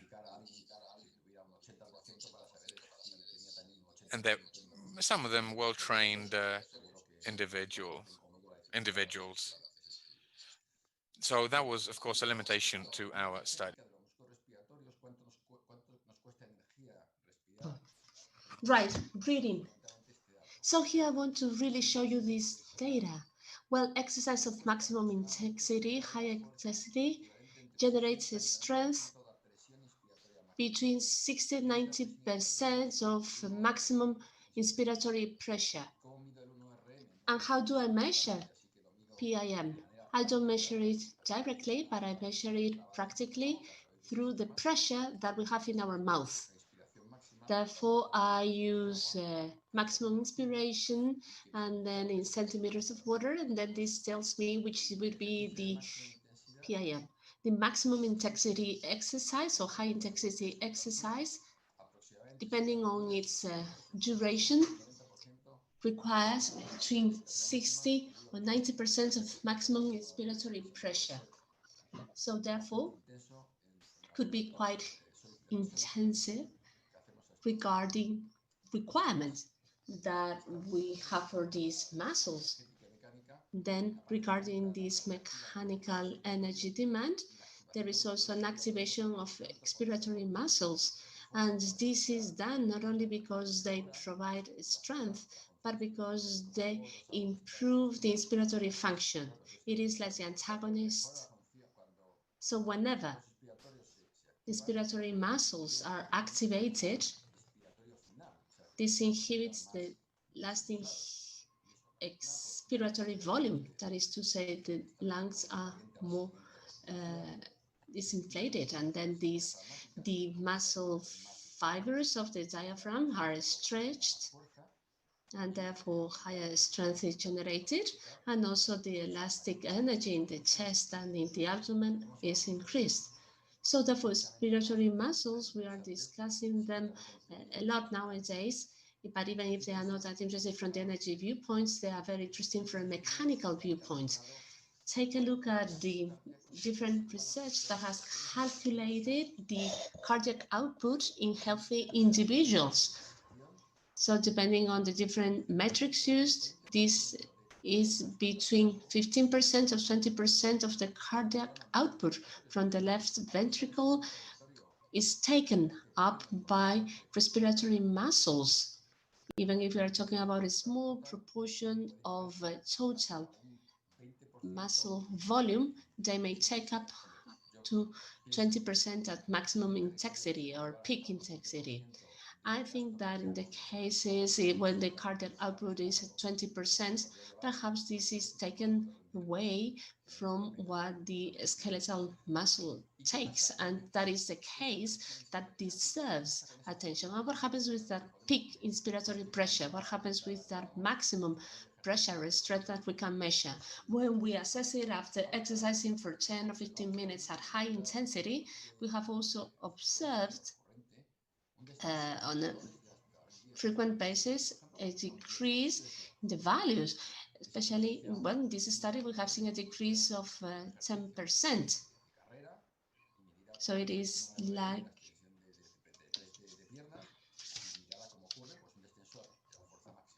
so we see a reduction of a maximum strength. So whenever the maximum strength has been reduced, that means that there has been fatigue in those muscles after 15 minutes of muscle requirement after high intensity exercise. There is kind of a marked resistance, and this is found in 96% of the research conducted.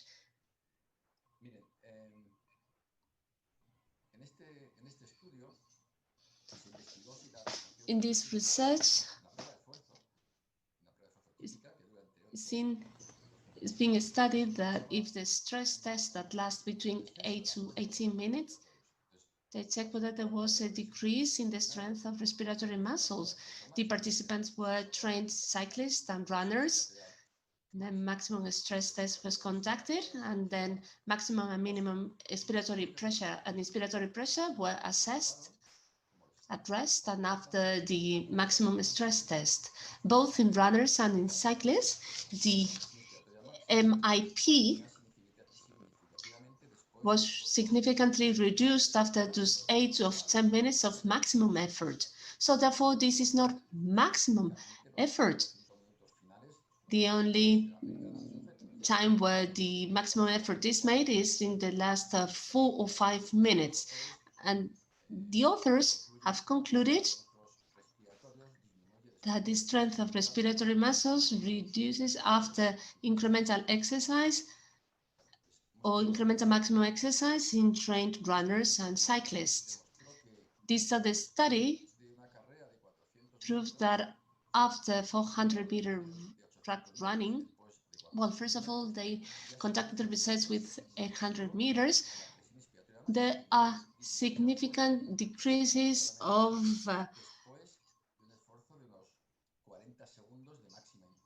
MEP. And this decrease accounts for, it's around 10% or 15% for 100-meter track running. So these are the consequences where there is a significant muscle requirements as well as respiratory muscle requirements. This is a research study published last week. Studied the effect of Olympic distance triathlon on respiratory muscle strength and endurance in triathletes. After finishing the triathlon, there has been a significant reduction of MIP, but 24 hours later, those muscles had not yet recovered. When endurance time of respiratory muscles was assessed, I don't know whether you have done this test before or not. This is a speedometer.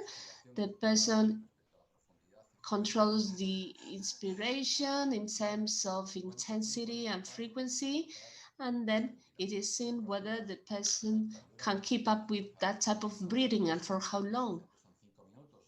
Rest time is often 5 minutes. So after the triathlon and 24 hours later, endurance, bringing about fatigue. So it means that the person has not recovered after 24 hours. If we were going to conduct this very same test for the maximum strength of the muscles, of extensor muscles in the knee, we would be finding the same results. We could show you more than 150 articles and research with the same results. Respiratory muscles fatigue, get fatigued, both in well-trained individuals and as well as healthy individuals. As I mentioned before, we hyperventilate as a physiological response whenever we undergo a stress test and whenever we reach 95% of VO2 max. So here we see a great reduction of PET CO2. When we hyperventilate, we are compensating the acidosis that is taking place. But when our respiratory muscles are fatigued, they will not be able to hyperventilate. Therefore, they will not have continuous strength. So therefore, our ventilation will be reduced. So therefore, the capacity to buffer acidosis will be reduced. Therefore, we will be going into relative alveolar hypoventilation, which is the most important consequence of respiratory muscle fatigue. What happens here is that we are not ventilating our alveoli properly. So therefore, there is a decrease of arterial pressure. Therefore, because of this reduction, we may be having this response that means a reduction of the performance.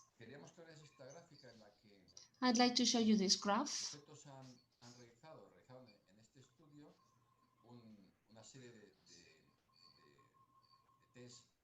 The individuals in this study have followed high-intensity tests. We check the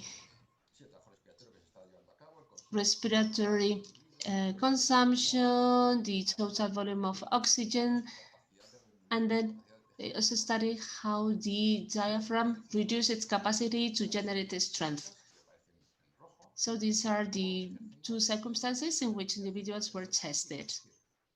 So some of the ventilation was conducted with positive pressure. That is to say, in each of the inspiration, then the subject is aided through positive pressure.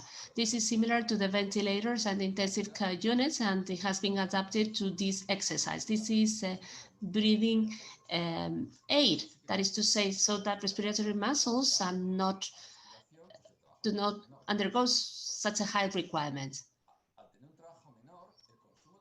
Whenever respiratory muscles work less, VO2 max is lower. But here in red, we see that after 10 minutes, 30 minutes, and 60 minutes after the exercise, the diaphragm cannot generate any strength and therefore fatigue occurs. In blue, we see that at minute 10 and at minute 30, there is not such a difference. So therefore, the muscle is preserving its function and it is protecting itself from developing fatigue. Another similar research, 90% VO2 max, that is to say quite high intensive exercise, quite an intensive testing. So here we see that when the subject, the person, was helped in his breathing, the time of resistance to endurance time was increased from 12 to 14 minutes. So the perception of the effort in the leg was lower. The perception of effort and fatigue was lower whenever respiratory muscles were aided. So therefore, dyspnea, or the perception of dyspnea, was also lower. So here we are starting to see a correlation of the intervention on respiratory muscles and the consequences on the locomotive or motor muscles. And now I would like to remind you of the metabolic reflex in the muscles. So perhaps not much is being said about it because of the complexity of this topic, and some aspects of it are not fully clarified. We generate muscle reflexes from metabolic signals, from activities that increase the glycolytic metabolism. So here we are talking about those reflexes triggered from lactate, phosphate, potassium. So here we have the intervention of fibers to X, and then because of this muscle metabolic reflex is activated,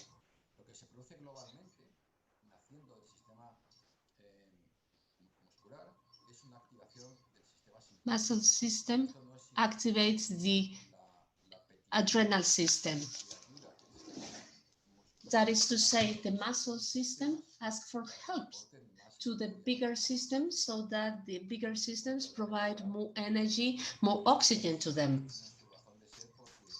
Well, larger systems have the reason of being because there are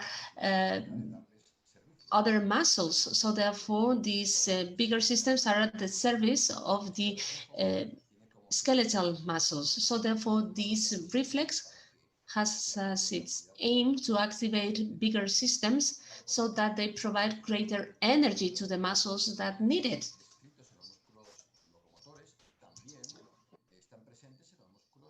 So this is also present in the respiratory muscles, especially in the diaphragm. So whenever the respiratory work is very high, whenever the respiratory requirement is very high, especially the expiratory one, generates that metabolic activation because of the involvement of fibers to excess. It causes these reflexes, but not in the motor muscle, but in the respiratory muscle. And here, messages are transmitted. A dual or double information is sent out. On the one hand, that is sent out to the respiratory center or to the element that integrates the sympathetic adrenal answer. So there is a group of tissues that are fatigued. This is very interesting because as a result of this information, the central motor system may decide to reduce the activation of those muscles. I would like to have more time to talk more about it. But the theory developed by Romer and Polke said that this reflex could contribute to a reduction of oxygen uptake and perhaps increase the fatigue of respiratory muscles. This is a very interesting theory that could be debated in terms of the effect on the sympathetic adrenal system and the local metabolites in terms of regulating the peripheral circulation of blood flow. So I also would like you to see that the skeletal muscles also delivers information that may have an impact on the uptake of oxygen.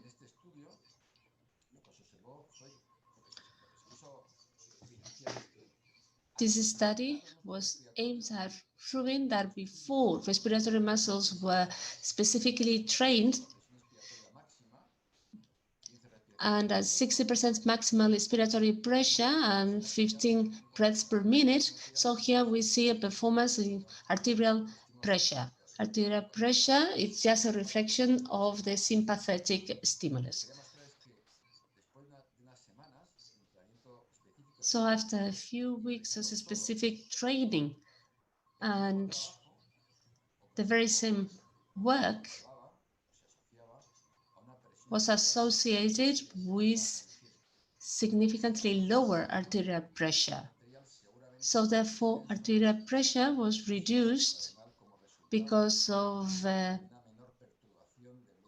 lower disruption of the cells of the intercostal muscles and of the diaphragm. So that is to say, modifying the functional status of respiratory muscles may have an impact not only at a general level and muscle level, but also at the level of responses and variables, which are also important for our study. This is a study that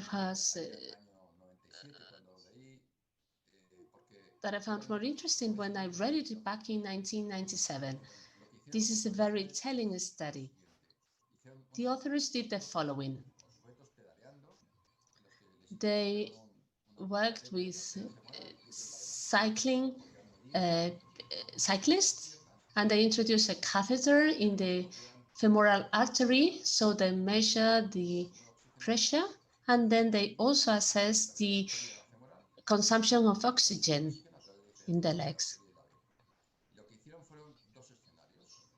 They created two scenarios. On the one hand, the individuals were asked to cycle and to increase their respiratory work. Gradual respiratory work, and then they were asked to breathe in a tube which was narrower than the respiratory airways. So therefore, gradually, they were reducing the respiratory capacity of the person, like if the person had an acute asthma episode. And then on the right hand, we could see that this person was aided to breathe through positive pressure. Notice the results. As the respiratory work was lower, the blood flow in the legs was greater. So therefore, as respiratory work was higher, the blood flow in the legs was lower. As respiratory work was lower, consumption of oxygen in the legs was greater, and as respiratory work was higher, consumption of oxygen in the legs was lower. This was the first study to prove that locomotor muscles and respiratory muscles compete between themselves for a blood flow which is not in excess. So whatever is taken by the respiratory muscle is not taken by the locomotor muscle. And this explains oftentimes why people with pulmonary issues really need to devote lots of energy to ventilate their alveoli, and therefore they need to activate their inspiratory muscles greatly. And therefore, they develop peripheral muscle fatigue because respiratory muscles are demanding and using high amounts of oxygen. This is a more recent study from 2017. I'm not going to discuss it because it is similar to the previous one and the outcomes are similar. The message is the same, and I brought it with me for you to see that recent studies have studied the same subjects. This is another interesting study conducted by one of the leaders in physiology of respiratory muscles. So here we see the consequences of fatigue on respiratory muscle. Researchers measured the strength, and they also assessed how much strength the subjects lost after cycling, how much strength they lost. The work was of this what? And then the subjects had no interference in one of these scenarios. And in the other scenario, the respiratory work was discharged through positive pressure. And then in this other scenario, the respiratory work was made more difficult by reducing inspiration. The results are very interesting. Whenever respiratory work was aided and facilitated, and the mechanical work was exactly the same, the loss of strength in the quadriceps was, or hamstrings, was lower. But when the locomotor muscles, respiratory muscles were overworked, the loss of strength in the hamstring was 40% higher.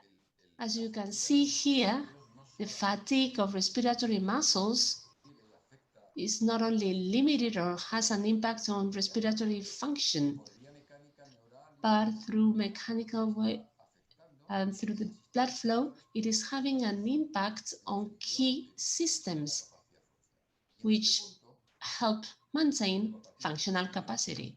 From this evidence, different researchers consider the possibility of training respiratory muscles specifically. This was something that had been conducted for a long time, especially in the hospital settings.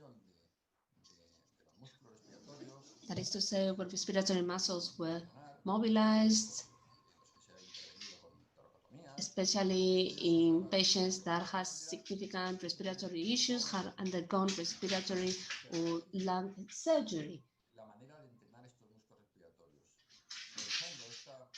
By conducting this exercise and by thinking about the energy requirements and also taking into account fatigue. So therefore, this type of training could have an impact both on regarding energy and also on the fatigue of respiratory muscles, which are very much involved. There are different systems that have been used over time, and through different commercial elements. So some of these systems are used to ask the individual to hyperventilate. Then it is ensured that the individual does not reduce CO2. It is known as isocapnic hyperpnea. It is quite a complicated and complex exercise. And the other one, which is much better known, which is counter-resistance inspiration. Therefore, we have the possibility to generate higher or greater pressure at inspiration. The resistance is being measured. Resistance can be adjusted and can be increased. So therefore, this assesses the strength capacity of the individual, or maximum strength or power. So these are the two systems that have been used in this research study.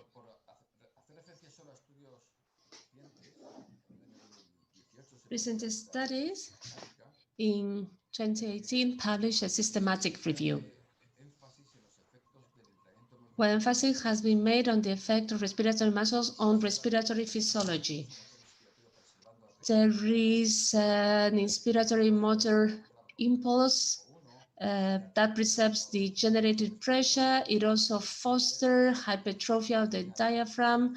It also reduces the metabolic reflex of the respiratory muscles.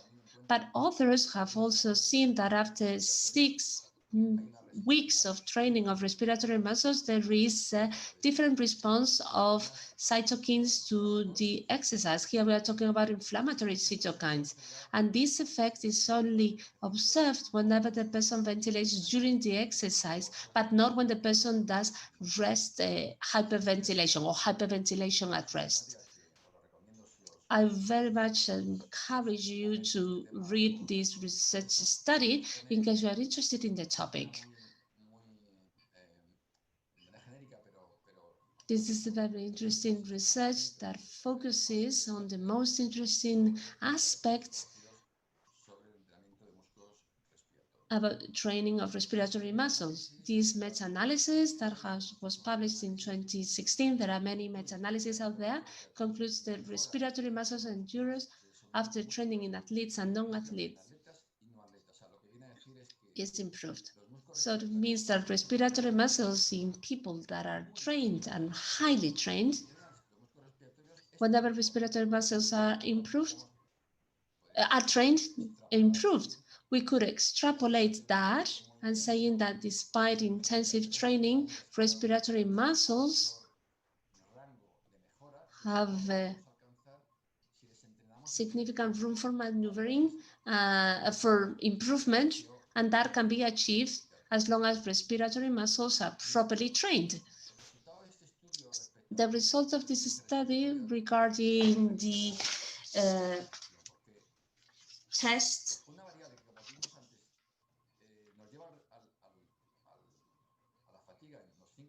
has always been very interesting to me, because this leads to hyperventilation after 5 minutes. Notice what happens here. After 15 weeks of training of respiratory muscles, that shifts from 5 to 40 minutes. So there is no physiological variable that shows such a brutal behavior. There are none, or at least I'm not aware of any. So that means that in trained individuals, the capacity to improve the performance of respiratory muscles is huge. And this is the output or the outcome that you will find in all the trials that you may consult. And also in the previous study, the performance improved.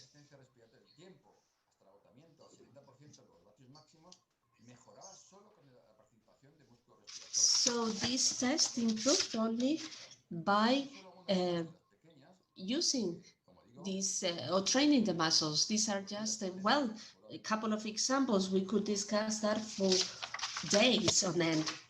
In this other study, well, this is only one of the outcomes. So they assess the response of blood lactates. I don't know whether the test was done on the earlobe or on the fingerprint. Peripheral lactates that help us assess oftentimes the aerobic resistance of the subject. Only by training respiratory muscles for 4 weeks, the curve in the stress test was going down and to the right, which is the wish that any trainer would have. That is to say, a curve that goes down and to the right. This was the case because respiratory muscles, as we mentioned before, have fibers that point to X, and they, whenever they are trained, they contact the exercise easily because the an oxidative muscle clears more lactate. The outcome, as I say, is very, very interesting for trainers. A few months ago, another study was conducted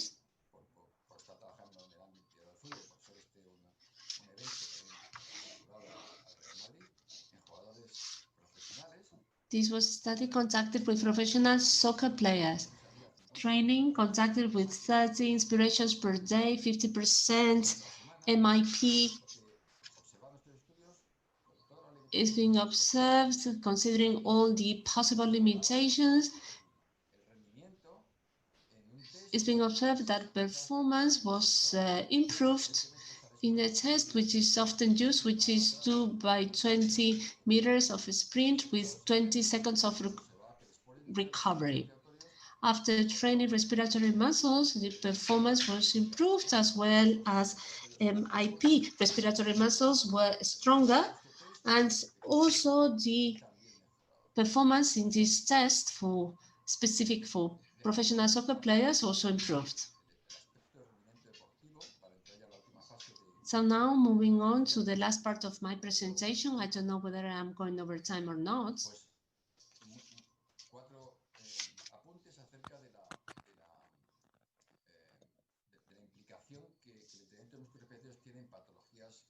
Some of the implications of respiratory muscles and chronic pathologies. Systematic review was conducted in patients with heart insufficiency. So that is to say, where exercise does not have an effect on the pathology, combined exercise and inspiratory muscle training improve quality of life of patients. And this is enough. Oftentimes, for this type of patients, any type of advance is interesting. This is meta-analysis. This is not an isolated study. And this other study, in terms of people with heart failure, this is a research study that was conducted in 2019. So we have different intervention, effects on heart rate, VO2 peak, 6-meter walking distance test, whenever they were training aerobically, or they were training MIP. This was the event that improved the health of those patients. Often an aerobic exercise was being used for this. So the training of respiratory muscles was much better in terms of the health status of the patient. So there is significant evidence in literature. So these are other studies that improve the functionality of the patient. Also, improvement on fatigue and dyspnea in patients with heart failure. Some patients have been in bed for many months, but others debut with heart failure because perhaps they may have had massive infarcts. So training of respiratory muscles improve the quality of life and their prognosis. So therefore, the takeaway message is that this training requires very little in terms of financial investment and others. So therefore, we cannot really understand why it is not more widespread. Also, research studies have been conducted with respiratory disease. Often these muscles are very much stressed for 24 hours a day, yet these respiratory muscles have been trained and some improvements have been seen. In recent years, this training has been used to improve the lung capacity and functional capacity pre-surgery, pre-chest surgery, thoracic surgery. There are several studies proving the benefits of those patients with thoracic surgery, which is scheduled.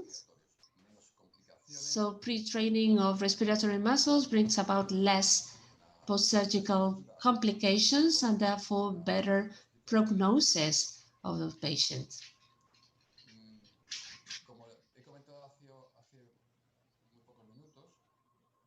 As I mentioned before, nowadays, I don't really understand how come a person or an athlete that looks for performance as the first and foremost objective does not train his respiratory muscles. considering that there is significant scientific evidence behind that. If the person wants to do that to improve the health, well, can also do that. If the person has a chronic pathology affecting several systems, should also train respiratory muscles. Anything that improves the functional capacity should be taken into account in patients that especially do not have the opportunity to conduct lots of exercise. Probably this is that kind of training which is kind of hidden, not very visible. Sometimes when someone suggests it, some people are reluctant to it. Even coaches are reluctant to it because they find it very much of a novelty. This is the presentation that I'm not giving for the first time, because for the last 15 years, I've been insisting over and over again on the benefits of training of respiratory muscles. Now I am at your disposal to ask any questions that you may have. Thank you very much for your attention.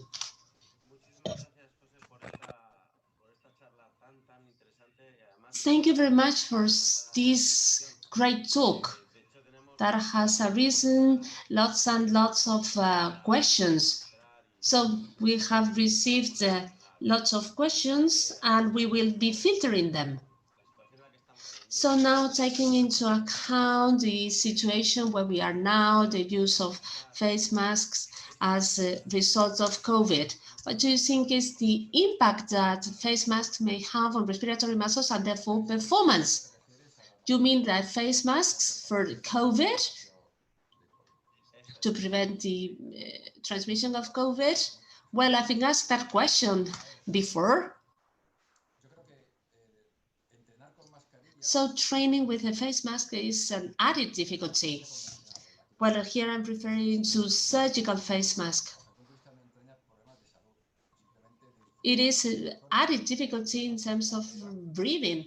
At the end of the day, it's a barrier to inspiration. Well, if we're talking about low intensity exercise, it is not a problem. It is just uncomfortable because I feel hot on my face. But when we are talking about high intensity exercise, this will prevent my performance because I will be limited in my breathing. Therefore, my performance will be dropped.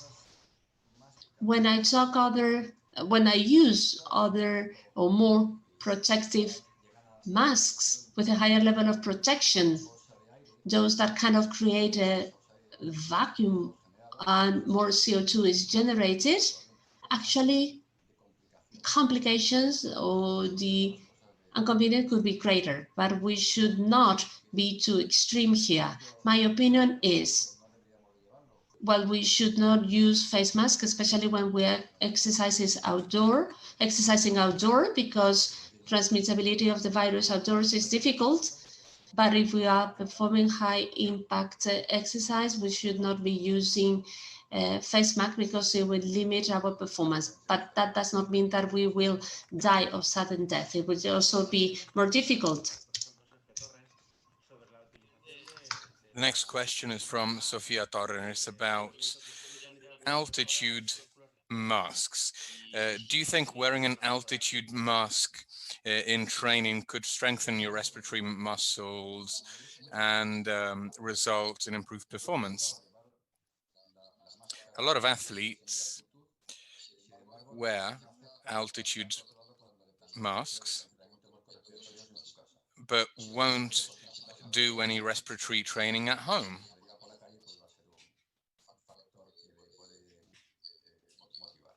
Because they're not motivated to do so. But anyway, that has nothing to do with the question. Yes, it does. Because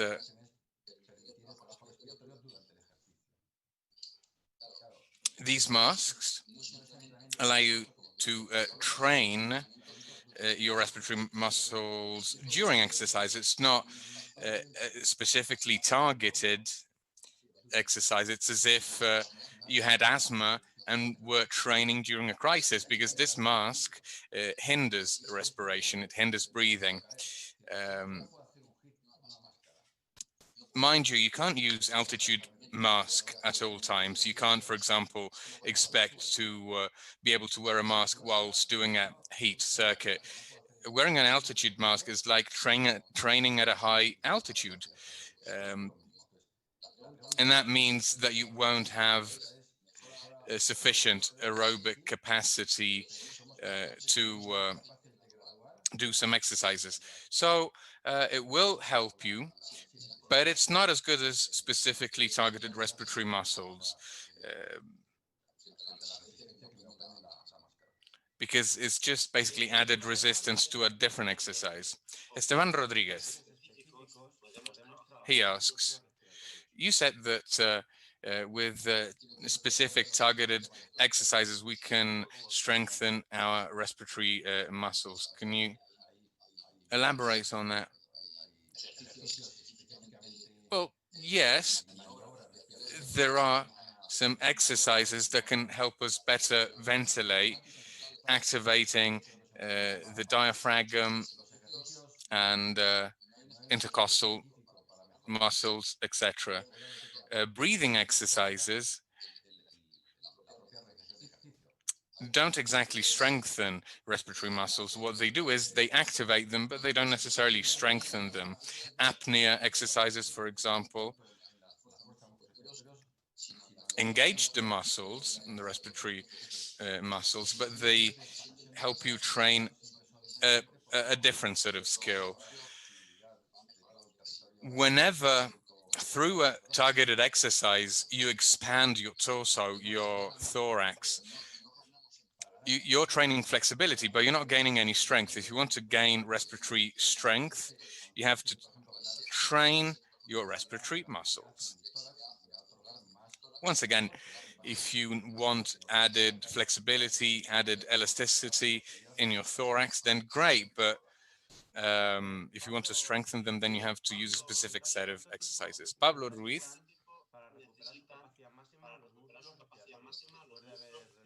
asks how long it takes respiratory muscles to go back to optimal form after, for example, a football match. I actually don't know that. I would have to look into it. I don't know because there is no evidence with regards to this. Indirectly, however, I could try answering this question. It has been shown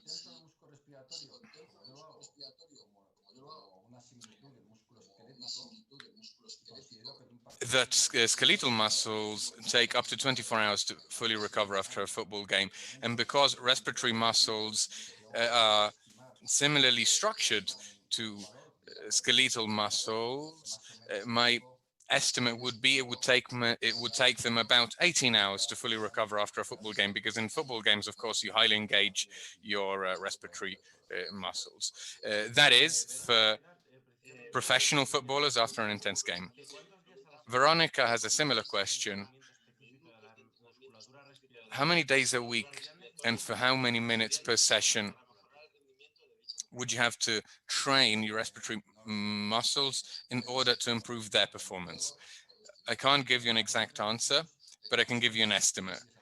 The vast majority of studies that we have talk about 6 days a week, training 6 days a week. And that is because normally respiratory muscles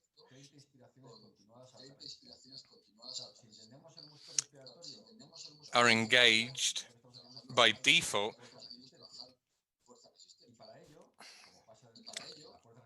taking 30 deep breaths. That activates your locomotor muscles. And if you want these muscles to adapt to this sort of stimulus, you need continuity. If I do 5 repetitions at 90%, however, you can possibly train every other day because it's more intense. We need to research into this basically because we don't know yet. We don't have enough evidence. Generally speaking, I can tell you that 30 deep breaths in the morning and 30 in the evening, 6 days a week, will give you results, but we still don't have a fully fledged protocol for sporting activity. We're looking into it. We're trying to come up with a similar model to that we employ for skeletal muscles. Would you rather train your respiratory muscles before training sessions, after, or at rest? I would say before training.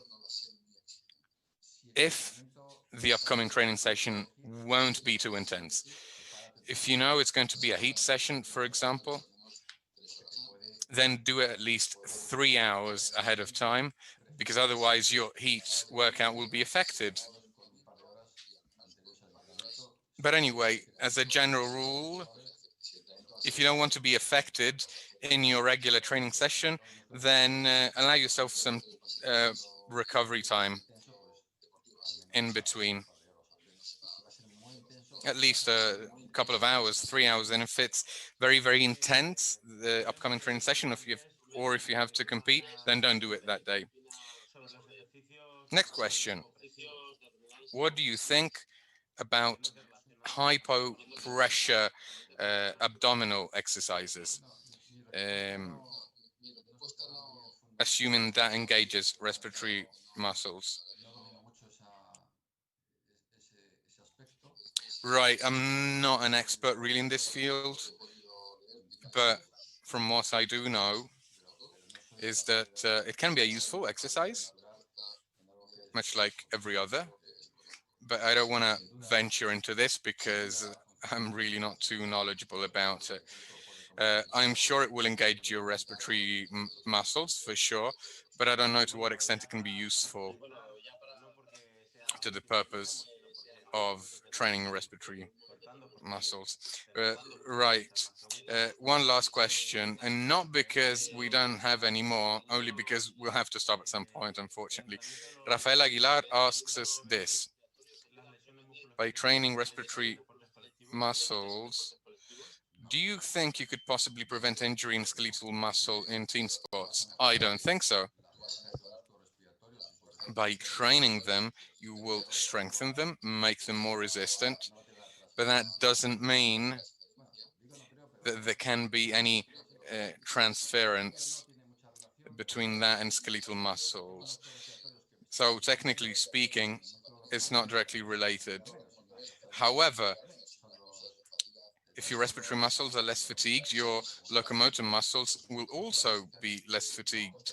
And these muscles are often affected by injury, so probably. However, there is no evidence as of today. Jose Lopez Chicharro, thank you very much. You were very, very nice today. You answered a lot of questions that we received from our viewers. So once again, truly, thank you very much for taking part in this session and for your interesting presentation. Thank you. Thank you very much. Thank you, everyone. So, ladies and gentlemen, this wraps up the third International Symposium on Training and Sports Nutrition. It's been a pleasure to host it. The symposium has been streamed by a very, very high number of people. So truly, thank you for this. I'd like to thank the European University and the Real Madrid University School for organizing it. I'd also like to thank our sponsors, Pro Nutrition and Cadamus, because without their cooperation, this would not have been possible. I'd also like to thank the Institute of Sports, our collaborator. Thank you. It's thanks to you that we've been able to organize such a beautiful event. So thank you once again, dear viewers. I hope you enjoyed this symposium. See you at the next one. Thank you.